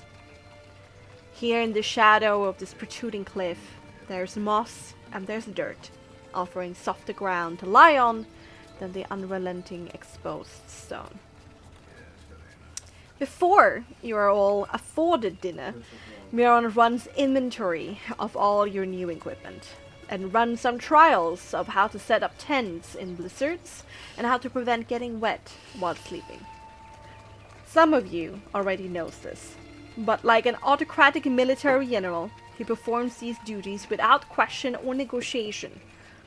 When he's satisfied that the basics of camping in mountains are hammered into your skulls, he hands out your packs of items with a somber look. Except for a few items. The Poisoner's Kit, the Alchemy Kit, and Titania's heretical books. Still, My essays! it's a sign. Still, it's a sign of good faith as you sit down to consume your rations by the communal campfire. Better not damage my fucking Poisoner's Kit, Meulen. Or else it'll be on my fist. Better keep that shit safe, or else we're gonna have issues. I The haven't had a lack of chance to use the Alchemist trust, Kit yet. honestly. I don't know what I have done other than be completely trustworthy this whole time. Also, I did not realize I had a natural +5 survival. Thank you, +5 intelligence. Wow. Well, And you I'm are smart. also limited. If you don't have any ranks, Yeah, no cannot ranks. figure out. You still need to. You do not naturally know things just because you need to study. Big, You need to study. big brain. You need to have experience, but you might be able to figure out things other people would not. Yeah. Yes. Oh, I get all my uses of Bardic Inspiration back. I forgot about that. Yeah. Oop, there we go. I forgot to do that yesterday. Or last week. We're fine. Okay. So here we have a campfire. We have some areas around. You have a little bit of a lowland that goes into forest and marshland. A bit of a high ground that is just exposed stone and this majestic vista of the landscapes around. And it's a bit hard to see in the darkness, but far there in the horizon there's those mighty mountain tips. On the other side, the hilllands slowly becomes softer and softer as it broadens out to the Mapar's Garden on your western side. And there's some, shatter as you eat your dinner. There's a stream that you're able to clean yourself off with and refill your water skins and things like that. And then after dinner you are a little bit free to move about in the few hours before you should go to bed.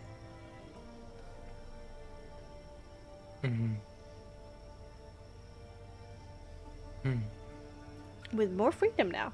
Like, they're not keeping as much of a eye on you, and you have your equipment, except for the things that I mentioned. Right.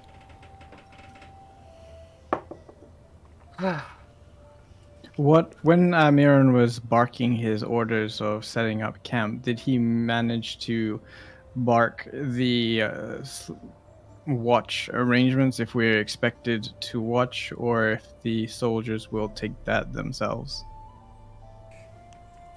They seem to still take the watches from you. Okay. Cool. Yes. A full night's rest at long last. Would you look at that?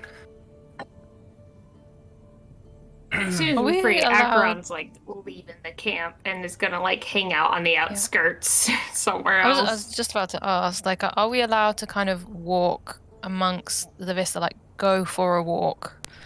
Yes. Not be within sight, not for a long time, but just be walking around the area, Yeah, seeing yeah. as it's a nice place. With the return of the equipment, Meulen is continuing with this rather somber and serious look and he is obviously testing these new freedoms with you guys. If you're gonna exploit it or not. But then again, you know, Ginevra, the priestess, always have the right to roam about and move as she wishes. I'm more for them if I want to go on a walk with one of them. Yeah, Akron's head to the riverbed to just hang out over there. Stream, yes. The stream, the running water that go through land. Yes. Yes. Big water go whoosh. Whoosh. Yeah, we'll just sit on the bank of that. Probably alone. I don't know if anyone's. I mean, unless someone's following them, but if anyone does approach nearby, we'll hear the somber tunes of humming or a pan flute in an incredibly sad, like, rendition of a now perhaps familiar lullaby that has been hummed or played several times this trip thus far. Yeah.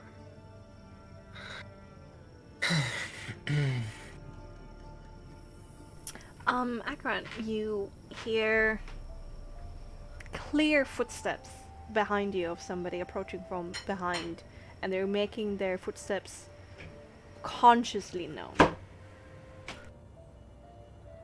Akron will stop humming or playing and will turn to look to see who it is.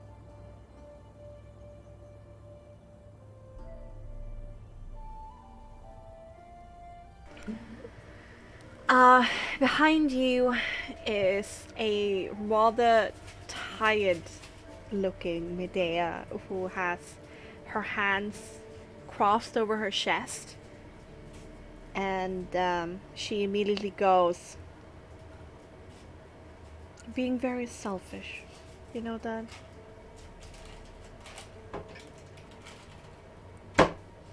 Wasn't I always? How exactly am I being selfish this time?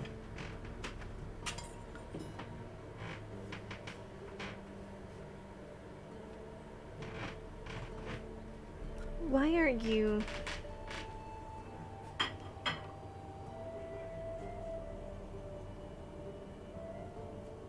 Why are you letting go of the light that you have in yourself?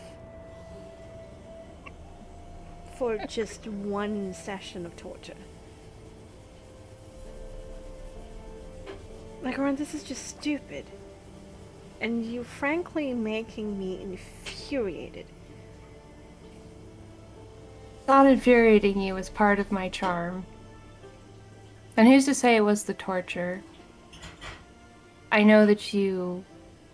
Actually, I don't know you. If you have replacement for Titania, then at least you can do her the courtesy of actually trying to act like a normal human being. Rion's sake, Medea, do you really think I could ever replace you? You should have. You... For your sake. Do you if really you have any love for me, Akron, you should have. We were together for a decade, Medea. 10 fucking years. Both knew the risks. And us being together was a luxury to begin with. You had this chance. You had a miracle in front of you. Something that I bought for you.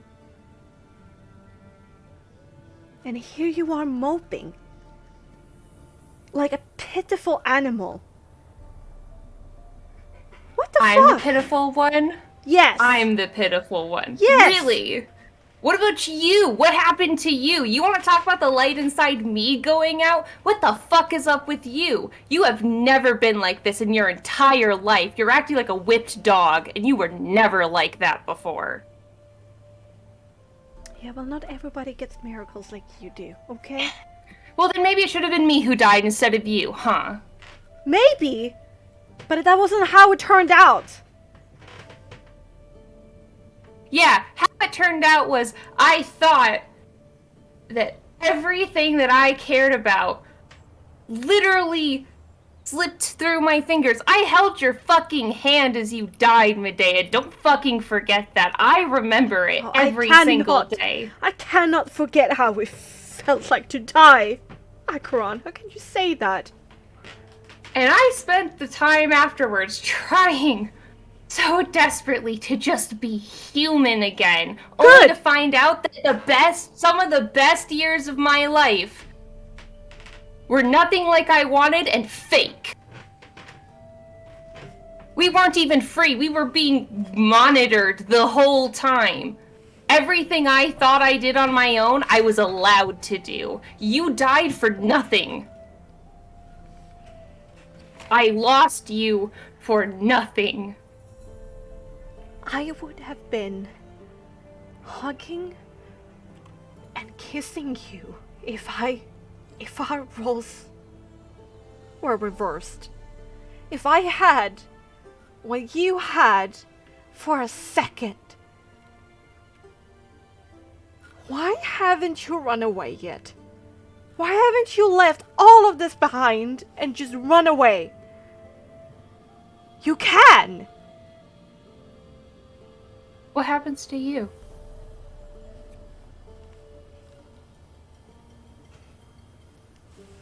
You said I have a miracle? You're right. I did get a miracle, but it wasn't getting out. Medea, for the last 2 years, I've come to realize that the only thing I've ever regretted in my life was losing you. And I have you back and you're telling me to what? Throw you away? Let you sacrifice yourself again? Why would I do that?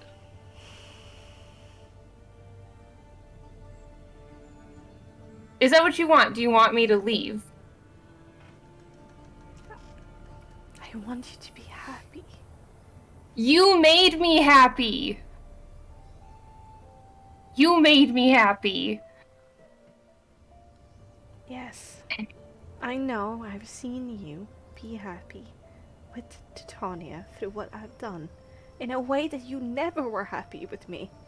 It's different. Even if I had your heart, Acheron, look me in the eye and say that you were as much alive when you were with Titania than you were with me.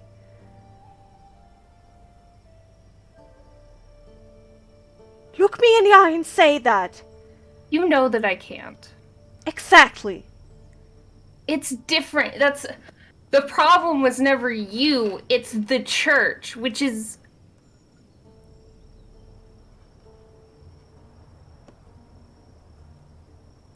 Which is something that we're not getting around yet.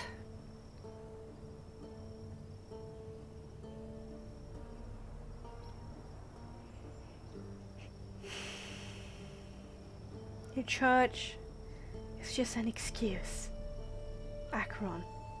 It's just an excuse. What do you want me to say? That I'm woefully broken and that there's very little I can do to change that? Do you want me changing. To... You were. Yeah. And now you're here, acting so selfish and so short-sighted, and just giving all of the progress that you have done up.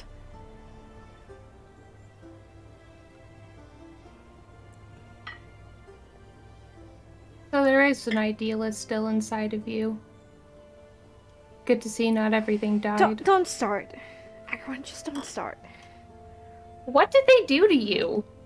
What does she have on you now that she didn't have before?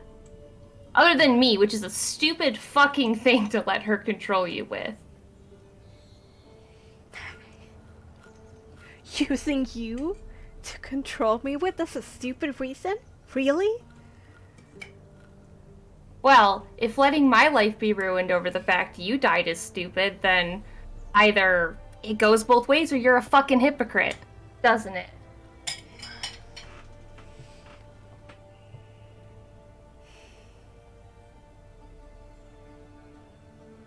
Dying.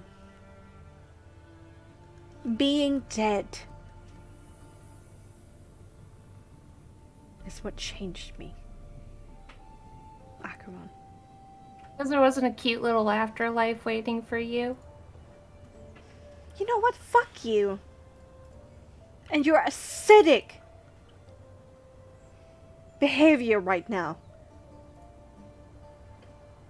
She stomps off.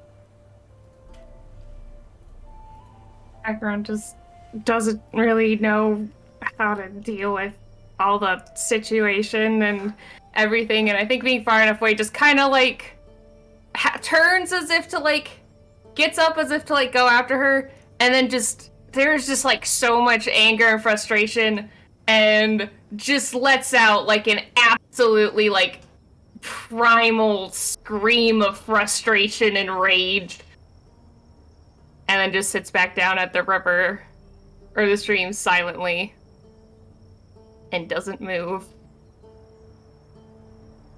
Alright, what's happening in another corners of the camp? You can't just do that to my heart casually. How dare you two? Both of you. I'm gonna fly to Sweden. Michigan Just and a then Sweden. waggle your figure. Coming for your feelings. Your feels are mine. Well, Aaron has obviously got a requirement, but he'll wait until Titania is settled and. Tanya's good. Tanya's good. Yeah. Cool. Yeah. She recovered from her interview with the Osprey. Okay. As much as Duh, we can. Osprey. Yeah. Where are the others? I mean, is Titania able to sit somewhat? Titania's Away. probably away, taking the opportunity, seeing that Acheron was able to go away from the camp and not get completely accosted. Probably went out into a less forested space where she has a clear view of the mountains and is kind of just leaning back against a tree, looking at the vista. Vista. Perfect.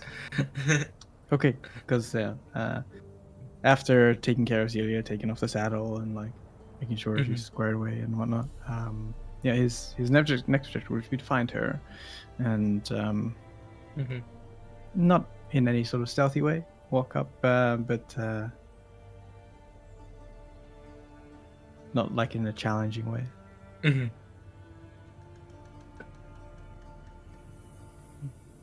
May I join you, Titania? Yeah, sure. Not really doing much right now, so. If you want your peace and solitude, I can leave you alone. I mean, I'd rather have, in terms of tiering, being with the agents is at the lowest, being alone, and then being with you guys preferable. So. That's good to know. During yesterday's events of combat with the slavers, as I mentioned, maybe when you're a little bit overwhelmed by it all, that I have need to discuss something with you. Something that happened. Right, I'd almost forgotten, yeah. What do you need? Oh, I don't need anything. At least I don't think so. Maybe just an ear. Maybe Just a figure of speech, yeah. He sits down next to Titania as they look out over the vista. And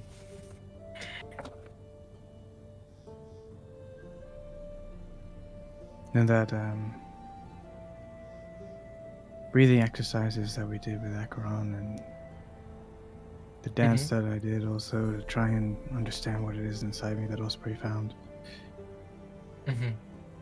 Well, whilst I was scuffling with that bandit leader who, well, took a turn for the worse, I reached out for what I needed. And Well, and he will conjure the sword. She will flinch a bit and will taken aback and say, So it appears in a cerulean mist of like icy snow shards in the air. Not like flakes or anything like that, but it has a light blue mist. And it comes into being and forms in his hand in the space of a second. But it's like he's plucking the icy mountain mist out of the precipitation in the air. That's not like any spell I've seen. And it's magic, of course. And you said you felt in this, you feel a connection to that force that we were discussing? I guess so. It was like a warm, tingly feeling, despite how it feels in my hand. Mm-hmm. But at the same time feels foreign. It's hard to describe. Tanya, in this moment, while she's listening to Aaron talk, is gonna cast Detect Magic and Identify. Both of them? And are you casting or a ritual? I don't need a ritual because I can do them both for free. Oh, fuck. Alright. Yep. Soul mastery. Yep. Alright, so just Detect Magic in general, and then Identify on the sword. Detect Magic and Identify on the sword. Yes. Okay, roll me. This time, make me an occult cunning. Okay, not as good. That's tragic. I have a +1 to cunning. So, yeah, that's not great. Okay. Well, identify and detect magic. Okay. With detect magic,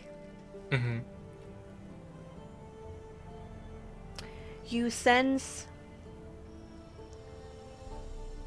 a tether between Aaron and the sword, connecting at the middle of his chest area where you sensed all of these strange things before. Obscuring the gem is a heavy cloud of transmutation. And the gem specifically. Yes. Which you were able to peer past before with that great roll that you did, where you sensed that awesome presence. But right now it's just a wall of that transmutation. And indeed these traces of conjuration still in the air from the moving of these two different states that the gem seems to be, out here or seemingly somewhere within Aaron. Identify tells you that there's a strong aura right now around the gem and reverberating through the sword of abjuration. It's somehow enchanted with abjuration. Okay.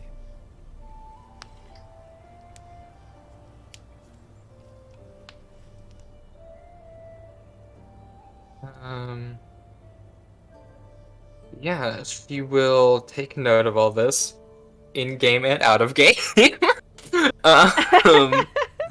Excuse me while I take a moment to write. There we go. And she'll say, I think, yeah. From what I can see, sorry, I didn't mean to interrupt. I just, figured it'd be priority to do what I can to identify whatever this is. I think you're right about it having a connection to that, that force we discussed earlier in the carriage. What I'm getting, so there's like a connection between you and the sword, which I think indicates probably that, of course, the sword is bound to you in some way. You can summon and dispel the weapon, I guess. Well, here's the thing, Titania. Well, you're right, but I don't know if this is my sword.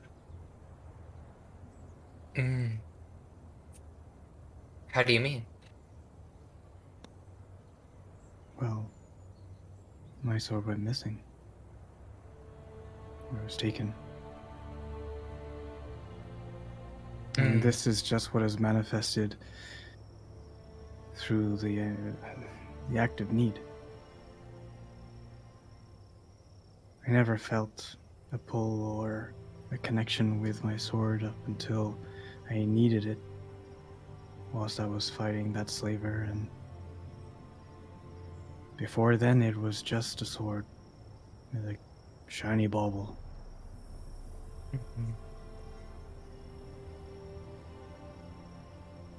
I think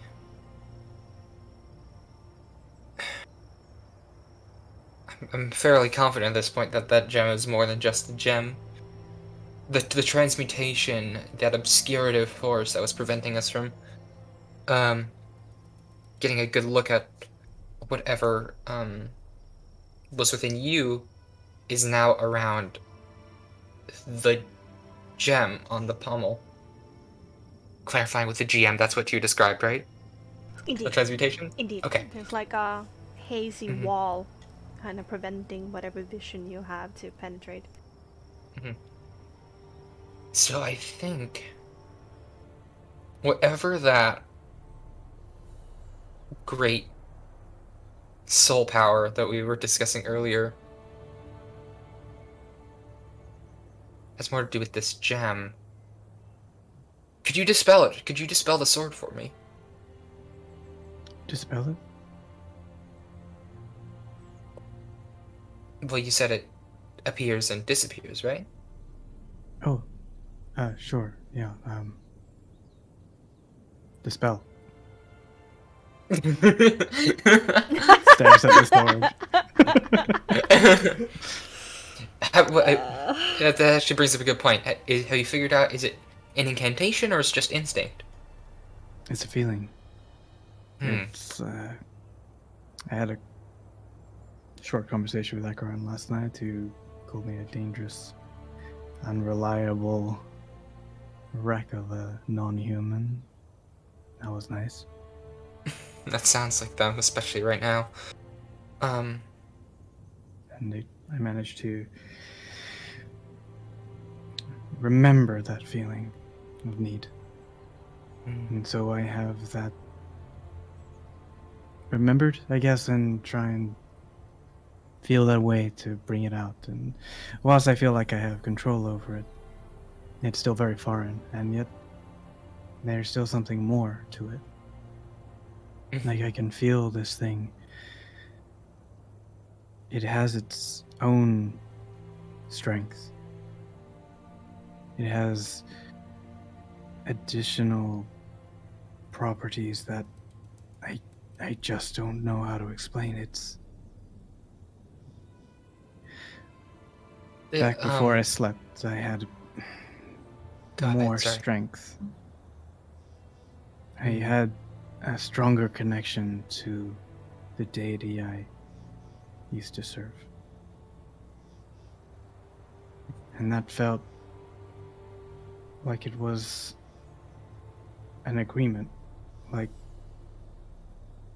I chose, and she chose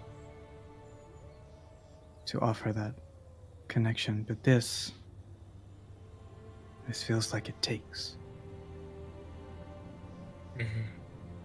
From you or from your deity? Your provider, patron? From me. From you. And converts that into something not me. It allowed me to conjure and cast something on that bandit leader I've never done before. And yet I still feel it has something more to offer me. Was it a... Allow me to finish what I had. I got from this...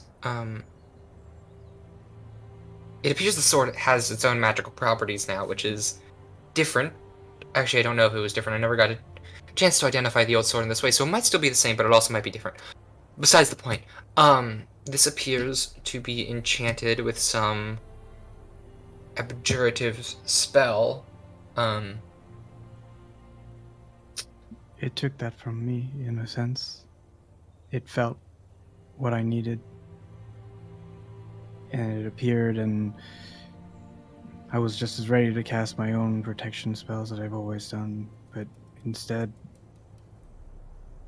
it interpreted that and gave me that. So it's taken some of me, maybe, and put it into what it knows, but that certainly didn't happen with the old sword, let me tell you that. I can assure you that if that sword had managed to be magical in any sort of way, I would have saved myself a lot of scars. GM, before we continue, Yes. would Titania have had any, in the Falcon program, would Titania have any experience with, with enchanted items or magical items outside of her own spellbook? I don't think so, but that's up to you, really. There might have been like a singular lesson where, just for the sake of the argument, that your teacher or Irene, I don't know who at that point, brought forward an enchanted item so you could experience it. But it probably would have been brief. Yeah. I would hesitate to say I'm familiar with this sort of thing, but there are magics that can be imbued into items.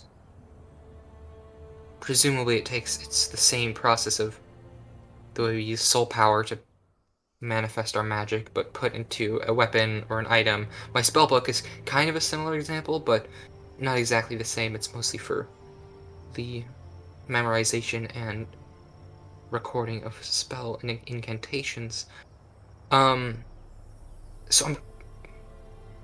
It might be the case that it's taking the soul power directly from you to manifest these spells, if that's what you're feeling.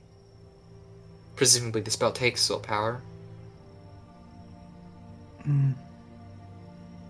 Well, when I reached out and cast that new spell, the gem itself glowed and mixed with a soul that I also have within my Marc. And combined and became that spell. It wasn't exactly... That might have been my fault. A miscommunication of some sort. But that thing strictly came from itself. It had nothing to do with you. No, I don't mean shield. Oh. I mean hex. Oh. Ah. That's different. That's, I'm sorry. Oh, miscommunication time. Here we go.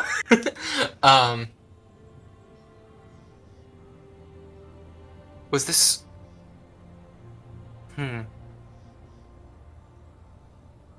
So it might. I mean, I must admit, I'm not entirely familiar with your form of magic in the first place. Where you think I am? Fair enough. You're the expert here. You're the one who carries around this strange Coptic spellbook that's got all these written runes in it, and somehow you can read them, and then bam, you've got some magic. And you're telling me you don't know? I could make some guesses, but I'm only from guesses. A hypothesis. I see. I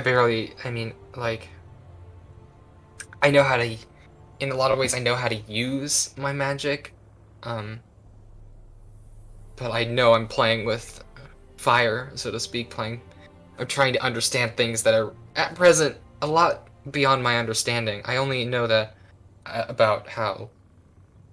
Wait, you don't the know how to use your magic either? Well, I mean, I know how to use it, but I don't fully understand the source or why the incantations produce the spells in the way they do. Oh.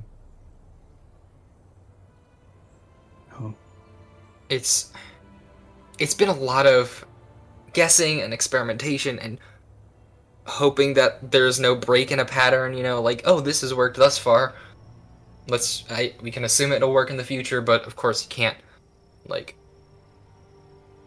prove that a thing will always be the way it is, you know, unless it's like a mathematical principle, but you know, a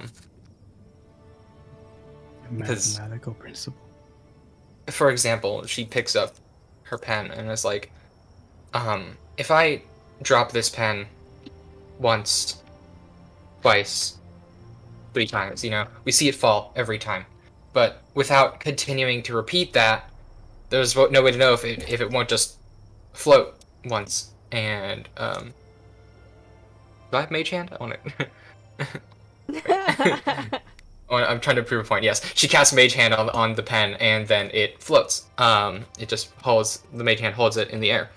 There's no way to prove it without just continually experimenting. The same way, if I can assume that, like, if I speak the words for a fire projectile in Coptic, I can cast the Firebolt spell, and I've done that numerous times. I've cast Prestidigitation numerous times, you know. I understand how my spells work, and they have continued to work, but I can't always prove that they will always work because I don't fully understand the source of what's happening, you know. Does that make sense? It's a bit of an obscure. No, I get it. Mm-hmm. I have the same feeling. I don't know where the sources of either my ability to cast Prestidigitation or even this sword come from, so I get it. We're all a bit of a mess. Magic, so much of it for me has just been running on a hope that what little I learned in those first few years in the Falcon Project will hold true as I continue. And so far it has, so I can have assumed the rules I know are as they should be, but there will always be exceptions, and those are, you know, usually taught at more advanced levels, which I have completely neglected because I left, you know? Erin, as Titania continued talking about, you know, formulae and stuff like that, and the scientific view of what she learned of the take magic and identifying stuff like that. Just a slowly sinking feeling in your stomach that perhaps the hope you had wasn't meant to be.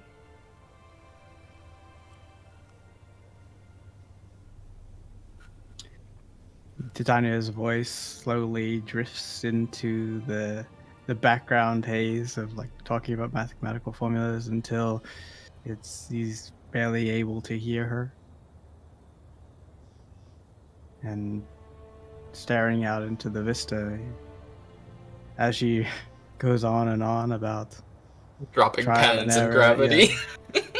Still unsure whether or not you have a magical pen or something. It's just like a little bit went over his head. Mm-hmm. Yeah, a tear will form and will travel down the scar on his cheek.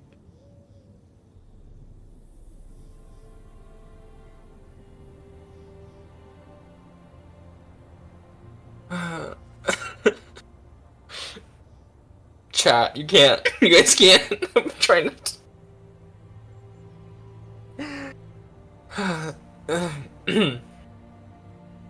Titania, make me a composure check. Just a flat composure? Yeah, just a flat composure. Okay, cool. Get your shit together check. Why? My highest rolls this session have been with the -1 on composure. Wait, that's an 18. Oh god. Okay, yeah. So you're able to in that kind of focused state of you just talking about your theories and the scientific progress and mathematical formulas and like dropping pens, you're able to spot the shift in Aaron's mood and stop yourself. Sorry, I tend to get a little rambly when I'm talking about this stuff. Are you well? Aaron takes a deep sigh and breathes in the mountain air and silently puts his hand into his pocket and takes Titania's hand and puts the item in hers and folds her fingers over it and says, "Thank you for trying." And gets up and needs some alone time. Oh, I have the hair clip now? Okay. She kind of looks up and says, I'm glad I can help if you need anything, and just watches him walk away and looks at the hair clip in her hand. Okay. I will give a description whilst Bexxy composes herself. Okay. Thank you for trying. Oh my god, this is the saddest thing I ever heard. It is a dented, golden-colored hair clip with a beautifully crafted, ornate design running along the upper length of the clip. On closer inspection, it is expertly crafted with small angels dancing along the surface,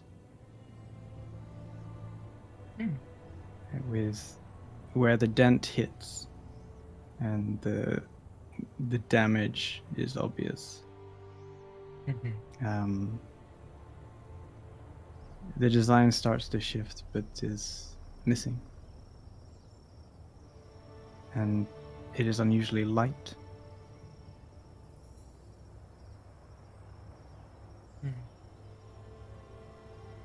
Titania, in that moment at the hair clip, she's gonna remember that she tried it earlier in the carriage, but she's gonna try and cast Identify on it anyway.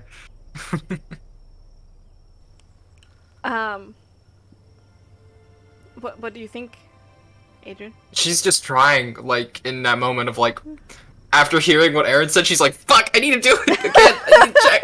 Okay. I expect it's nothing, but that's just what she would do. Just gonna bring up the Identify. Yeah, it's not a magic item. Yeah. She's just gonna sigh and hold it in her hands and just sit and listen for a moment.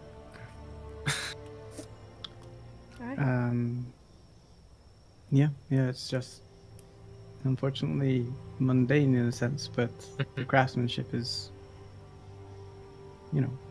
very well done. Okay. Then Titania sits and listens a bit of the sounds of the night. She looks at the clip in her hands. In the meantime, Silas appears with Acheron going, Oh no. Oh, "Are for you fuck's broken sake. or something?" Aggron's gonna get up and slap Silas. Bold of you to assume that you could.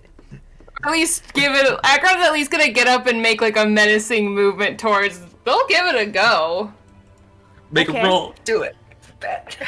What am I rolling? Is it just a hit? Yeah, just a hit.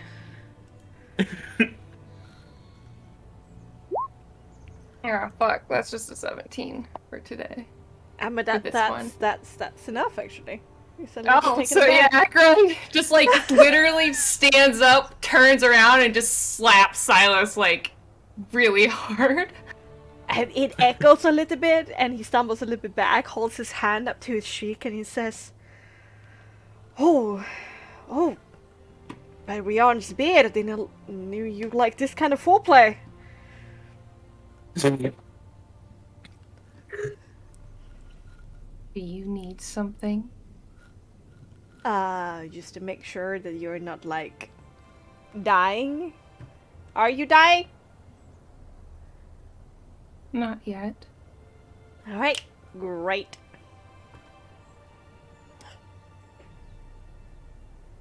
Friend just glares at him, like, clearly seething. There's a lot of anger there. Do you wanna, like, get rid of your anger and emotional turmoil by hitting something, by fucking something, by drinking? What do you want? Torturing somebody, perhaps, is your thing? Did a pretty good job. Is this a way to get at me? Is that what you're trying to do? Get under my skin and make me feel bad? Is it so hard to believe that somebody that has survived in this line of work for a longer time than you are trying to, like, teach you to fucking relax? Relax. Yeah. Was that what you wanted me to do? Oh, and here I thought that this was all games. We were trying to unnerve each other. You want me to relax under the group that... What, are you relaxed? Actually, let me ask you a question, Silas. Poor Silas. You're so afraid, aren't you? You try to drink and fuck and be obscene to cover it up. But you live every day in fear that you're gonna fuck up and someone's gonna notice, and it'll be the last thing you ever do. How relaxed are you? You know the difference between us, Acheron? Well, I know the similarities. Both of us are broken. I mean, everyone breaks in training. I guess some of us just break and stop developing a little earlier, don't we? Haha. Good one. But no, I don't have fucking silly pride that prevents me from accepting the fact that I am scared and worried. I know how to deal with it, and you don't. And it eats you up alive until it's an empty husk that is unable to feel anything at all. So I guess if you want to do proverbial suicide right here, then be my guest. Kick me away. As long as your works as a tool, I guess. Walks away.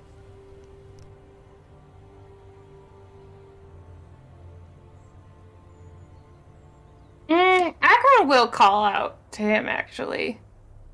Mm-hmm.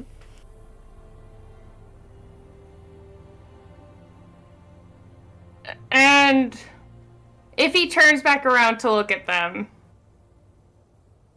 we'll say, you offered a distraction? Fine. And just, like, starts unbuckling stuff. Acheron needs some kind of something to, like, get over everything, and fuck it, why not? Plus it might be it's a point is being made. Yeah, I mean, he will accept. Yeah. Yeah. Fuck it. Yeah, fuck it. Alright, whatever. Alright. That's more like it, it's gonna say. Come back. Fade to black. Okay. Yep. Nice. Good job. Alright, what is Geneva doing during all of this? Well, How do you follow that up? Praying. I'm gonna go to Medea. Gonna flirt. You're busy. Yeah. Probably because this will be happening while all other conversations are happening. Yeah. So I probably would gauge Medea's approachability after having come back from speaking to Acheron, and give her space if she needed it for a time. Just kind of keep an eye on her. But otherwise, if it seemed like she could use someone to talk to, then I would kind of go up to her and ask her, go for a walk. Yeah, she came back to the central kind of fireplace and kind of slumped down rather uncarefully by the fire. Meulen is kind of giving her a raised eyebrow, and she just shakes her head, just staring into the fire for a while and like seething inside. You could see that she is not relaxed at all. But Might then clear your head. she slowly gets hypnotized by the fire and her thoughts, and slowly relaxing. And at the point you ask her, anything, a reason in particular? Is something happening? No, just it's a nice night, and you look like you could do with some distraction or conversation. I think you've had something on your mind for a little while.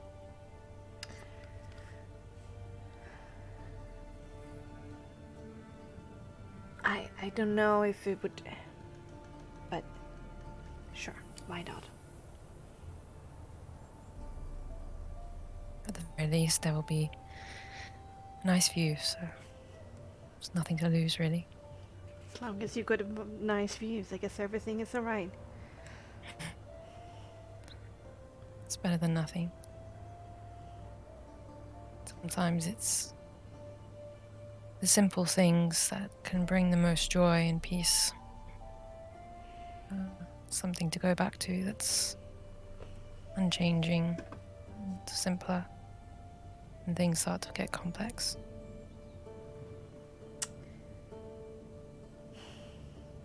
I usually go for meditation, but let's go for a walk.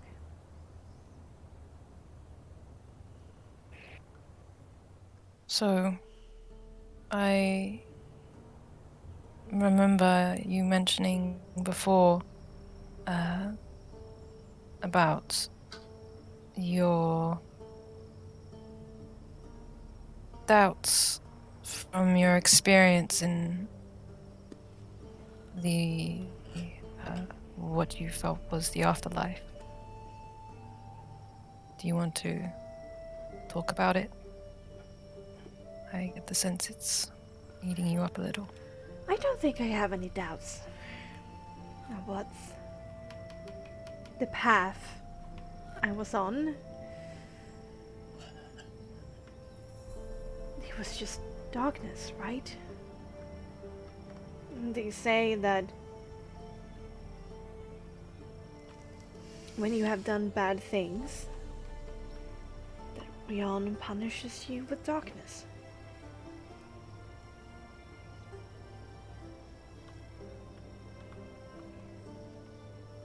Right? Well, did it feel like your experience of darkness whilst alive, did you feel like you perceived it in the same way? Were you a part of it? Did you still have your same sense of individuality?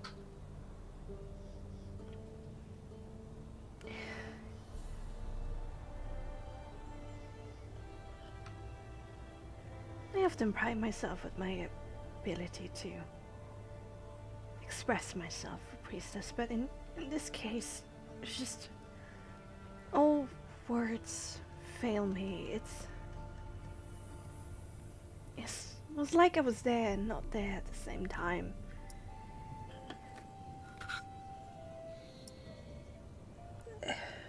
There's a vague outline and sensory memory of something squeezing my hand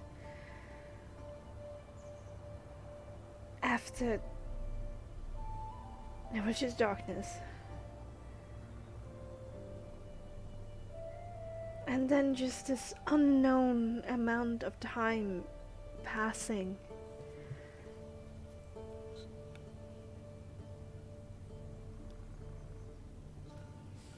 And then being lifted up and put somewhere very, very dark and empty.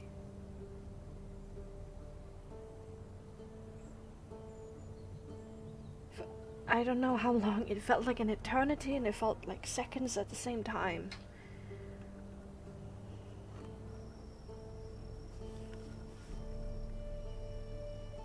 And then I was breathing again. In pain, but aware.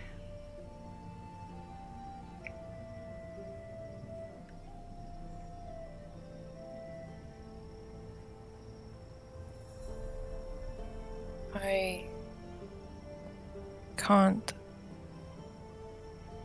give you an answer because I've never experienced the afterlife myself, though I've gotten pretty close. But what I can say is, I think if Rian wanted to punish you, you wouldn't be here now. Respectfully, I disagree.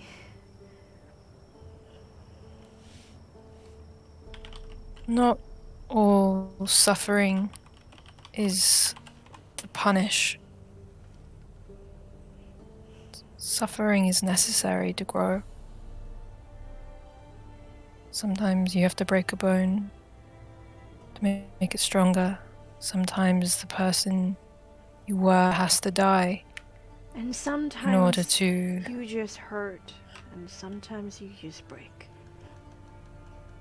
But you're still here. Am I? And don't you see the world in a different way now?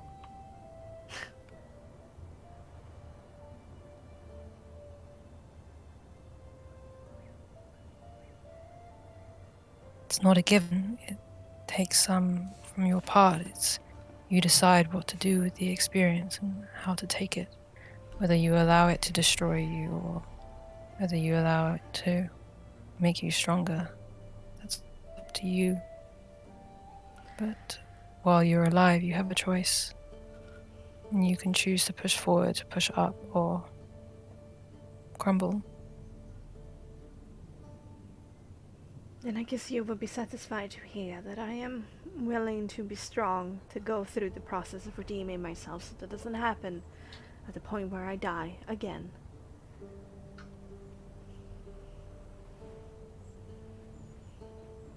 I am happy to hear that. I think your future self will be thankful.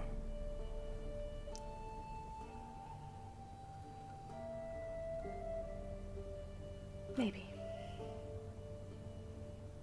But if there's any way that I can return to his good graces, I will do almost anything, priestess. So if you know how, then please tell me. I wanted peace. I would start by not being willing to do anything. I would start by being willing to do the things that your conscience, your heart tells you is right to do. When we become willing to do anything, we end up going down. It's easy to be going down tempting paths. Respectfully, I did that, and it didn't work.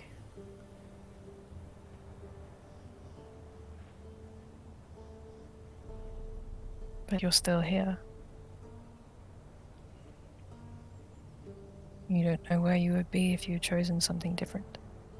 Wait, so you're saying to me that because I followed my own heart, but not hard enough, I was brought to darkness in the afterlife, and then giving the chance to be even more tempted by my own desires and brought back to life? The hardest challenges are given to those who have the strength to face them. I've said before that not all suffering is meant to punish. Sometimes it's meant as a way to grow stronger. Maybe that experience was necessary, was important for you. Maybe one day you'll look back and be grateful for it because of where it's brought you, the choices that it guides you to make. We are never forced to go down a path. We have to listen and interpret on our own. The best thing we have is a conscience to keep our eye on what feels right and wrong to us. I don't understand. The church has never asked me to have a conscience.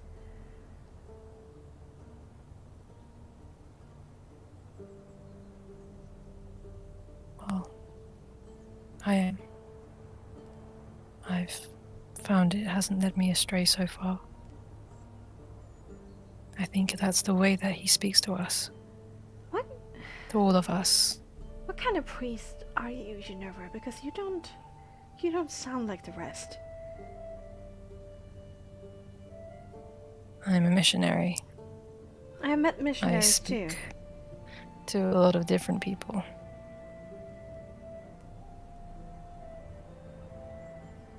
Do you believe? I try and offer the words I think are helpful at the time. You'll hear So are you telling me the different words from different people who meet So- you at difference. So you're telling me what would make me feel better, or what would make me end up in paradise when I die? Because there's one of the two that matters to me.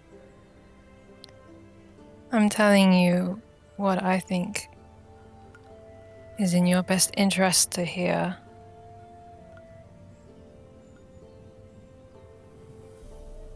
To be the person that you want to be. That was robbed of me a very long time ago. And she walks away, stumbles upon the riverbed, and hears and sees somebody getting it on under It's the not my moonlight, problem. That's not my problem. and continues stomping off the other way after a very shocked expression on her face. To be fair, she's the one that told me to stop moping. Yeah? Well, Was her death not a I'm breakup? not making any statements about who's right or wrong. I'm just saying how she reacts emotionally, huh? She's trying to make you feel better by these excuses. Okay. Anyway. That'll be The fun one night, later. the one time I remember that Titania wants to talk to Medea, it's like the worst possible night to do it. Do it anyway. Do it anyway, bet. Poor girl. Alright, she stomps up again, and this time she's not gonna return to camp. She's gonna, like, disappear in the lowlands somewhere. So I guess try.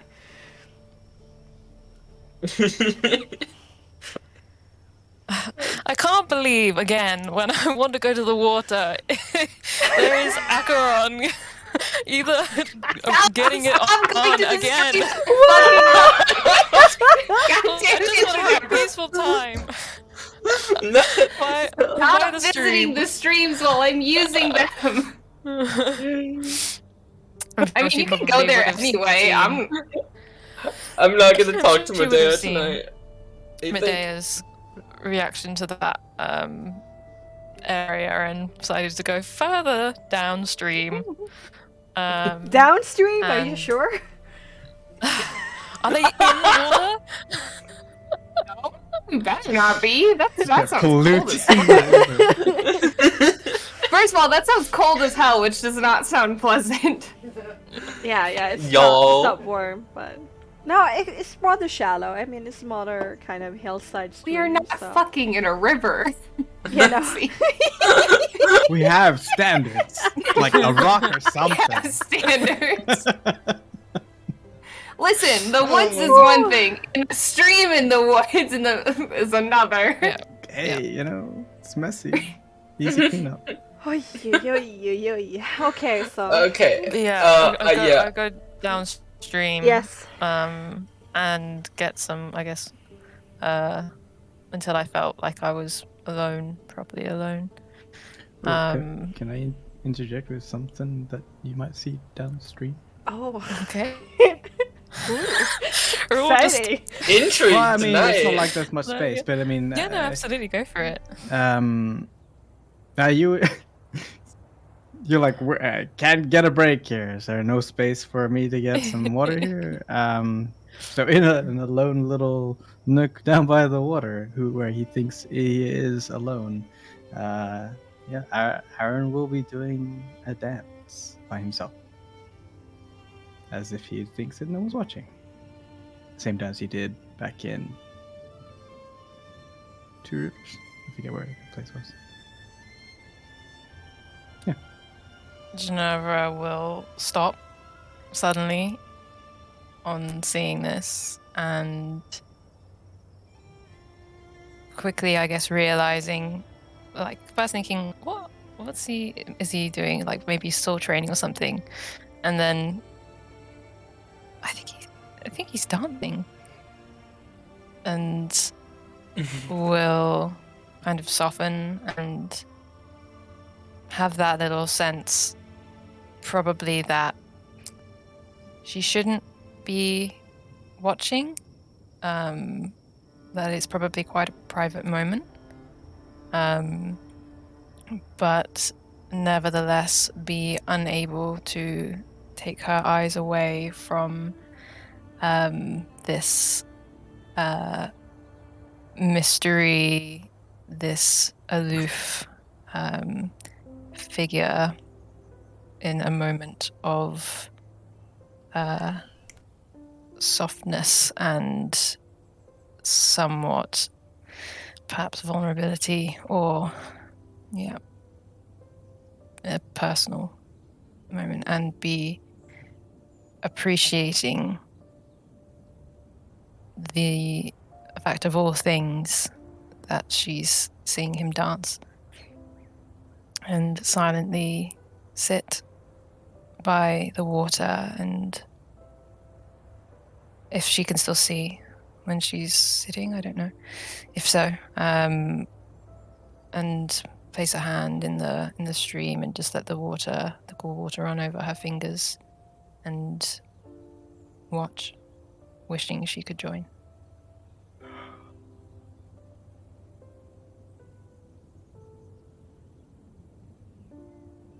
It's so sad.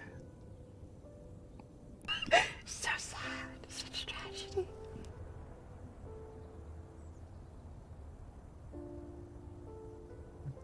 Yeah. So she probably ends up sitting there.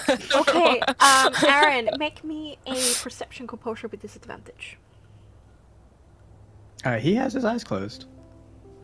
I mean, you can still hear, can you not? Yeah. Well, it depends on. I mean, there's a river, so it's your call. Okay, Okay, with disadvantage. Okay. Okay. Hard check disadvantage. Hard. Perception 33 DC. A disadvantage.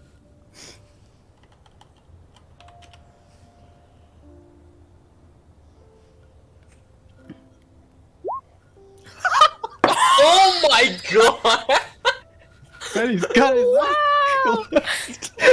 I guess it makes sense. It makes sense. Stuffed his ears with cotton. It could have Holy definitely been on a... God! It's a The good dice roll to got get double double new. rolls on. Yeah, glad that was Double not nats. particularly consequential. Double Fucking head hell. rolls. Yeah. You are So it's good. oblivious. Get those out the way. You're oblivious. Yeah, Thanks, exactly, Blaze. Blaze. Exactly. Holy shit! God. Christ. Good. It's going around tonight. Oh yeah, what did I get? A natural 2 when trying to deceive fucking Alspray? I don't know. Okay, so you just stay there, you never, and just watch in silence. Yeah. With my being close to the water, being soothing, and yeah, that kind of conflict between the kind of joy of seeing this with also that kind of pang of sadness that it has to be at a distance.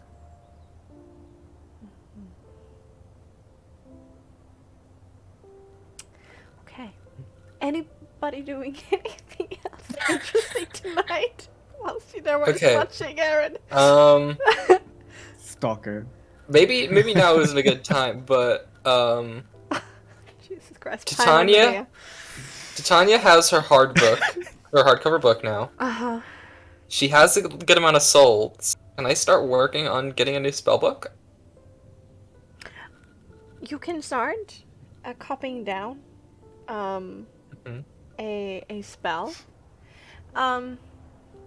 Let's do this out of game, because now you and I need to establish exactly which spells are in your spellbook, so it's fair. So it's not like you can just decide whatever is in your spellbook on higher levels, and having them copied down like this. So let's just do this over the week from cantrips to level 9. Did you ever end up copying over the sending? Nope.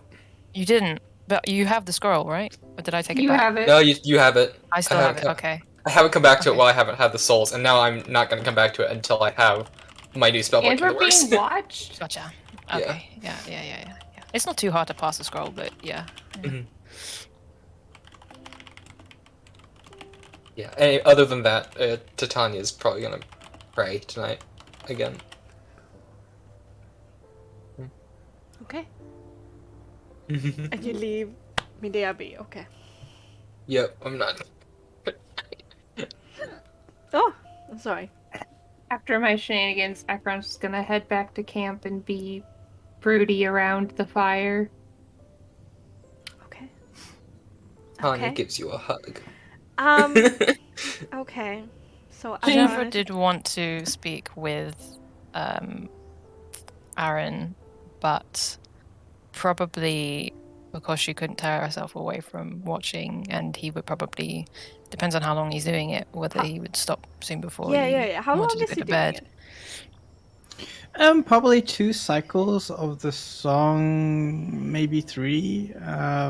He is holding on to a memory that feels like it's slipping away, and he wants to try and reclaim that after what Titania told him. So maybe around 15 minutes or so. Do I hear the music? I don't know. Do you hear the music? Do you play with your... Yeah. Yeah, okay. Yeah. Softly so. It's not the strongest. Yeah, she's probably toying with the idea of whether it's a good idea to approach him. He's probably not in the mood to talk right now. Make me a resolve check. Oh god. Well, that's not too bad, I think. Oh no, it's not great. Okay. If your willpower wins over your curiosity.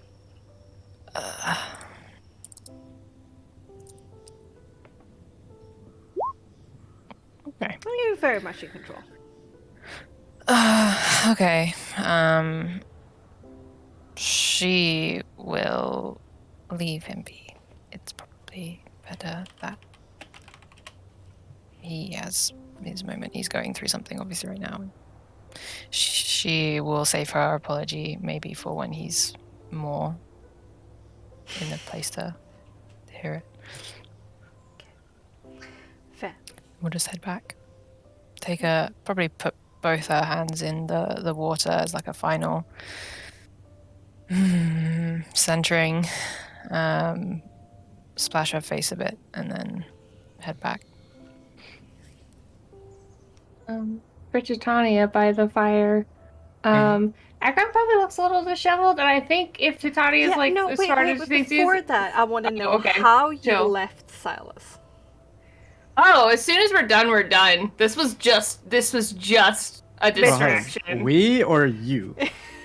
Yeah. I mean, it's not like it tried to cuddle you, but where you like, No. I storm up first. No, I think Akron just, as soon as we're both done, just gets up, cleans off, redresses, and heads back to camp. No words exchanged. Okay, he's just lying there on the bank with a super smile on his face. This is just business. This is just a way to get energy out of the body, and Akron doesn't really give a fuck. Was he wrong? No, he was uses, I suppose. Okay, but you come to the campfire, sit down by Titania, looking a little bit disheveled. Titania can definitely tell, because Titania is familiar with this cycle of Acheron's emotional toxicity. Okay. And Titania is aware that phase 1 has commenced in full now. So, Acheron does, like, though, if Titania hugs them, like, lay their head on Titania's arm and just kind of lets go for a little bit. Not a lot. There's still a lot of stoicism, but they're at least reciprocating more now. They seem sad. We're gonna keep working through this. Come up, May. Everything's so fucked. That is true.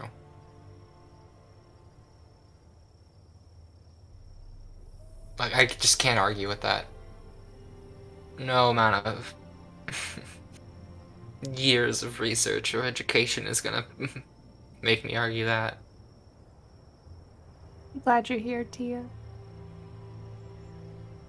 I'm glad you're here too, Kaya. Yeah, and I think Akron just sits there Yeah. with Titania.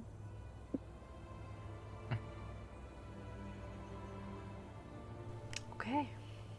Alright. Then eventually, all of you, in some shape or the other, including Medea and Silas, find some kind of restless sleep. With all of these heavy things on your mind. Well, are they feuding when Medea gets, like, is there any, like, dirty looks exchanged?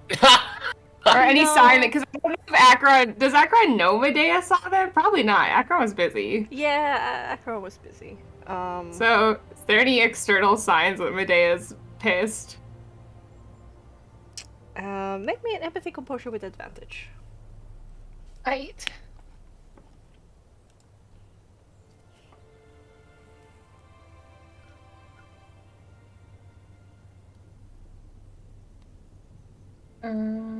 There's the first one, there's the second one, so it's a Okay. 19. Well, in comparison to you, who like openly stare with an angry look whenever you're, you know, displeased with something, she's a bit more tactful than you.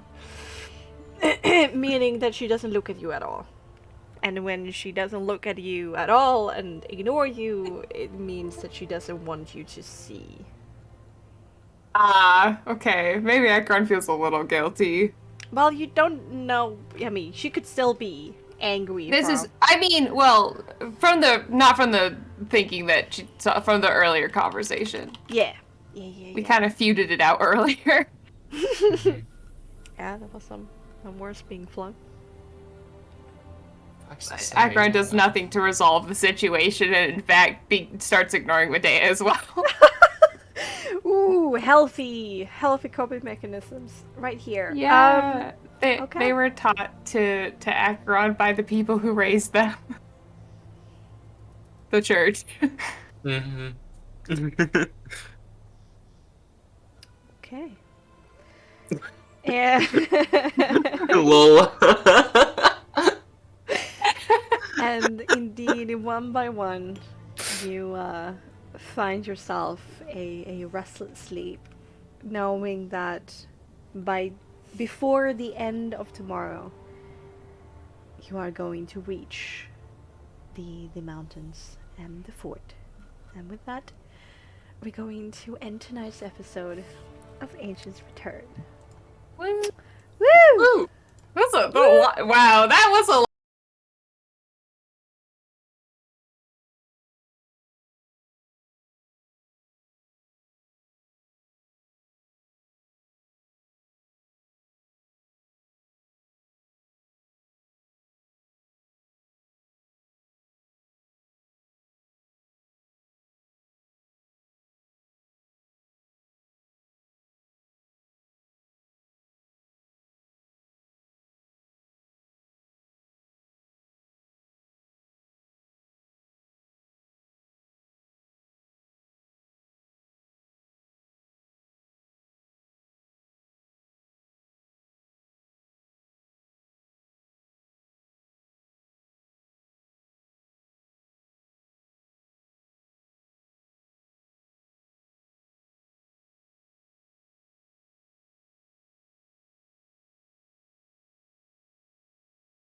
lot of emotion. Oh my goodness, that was That was such a roller coaster. Oh my god.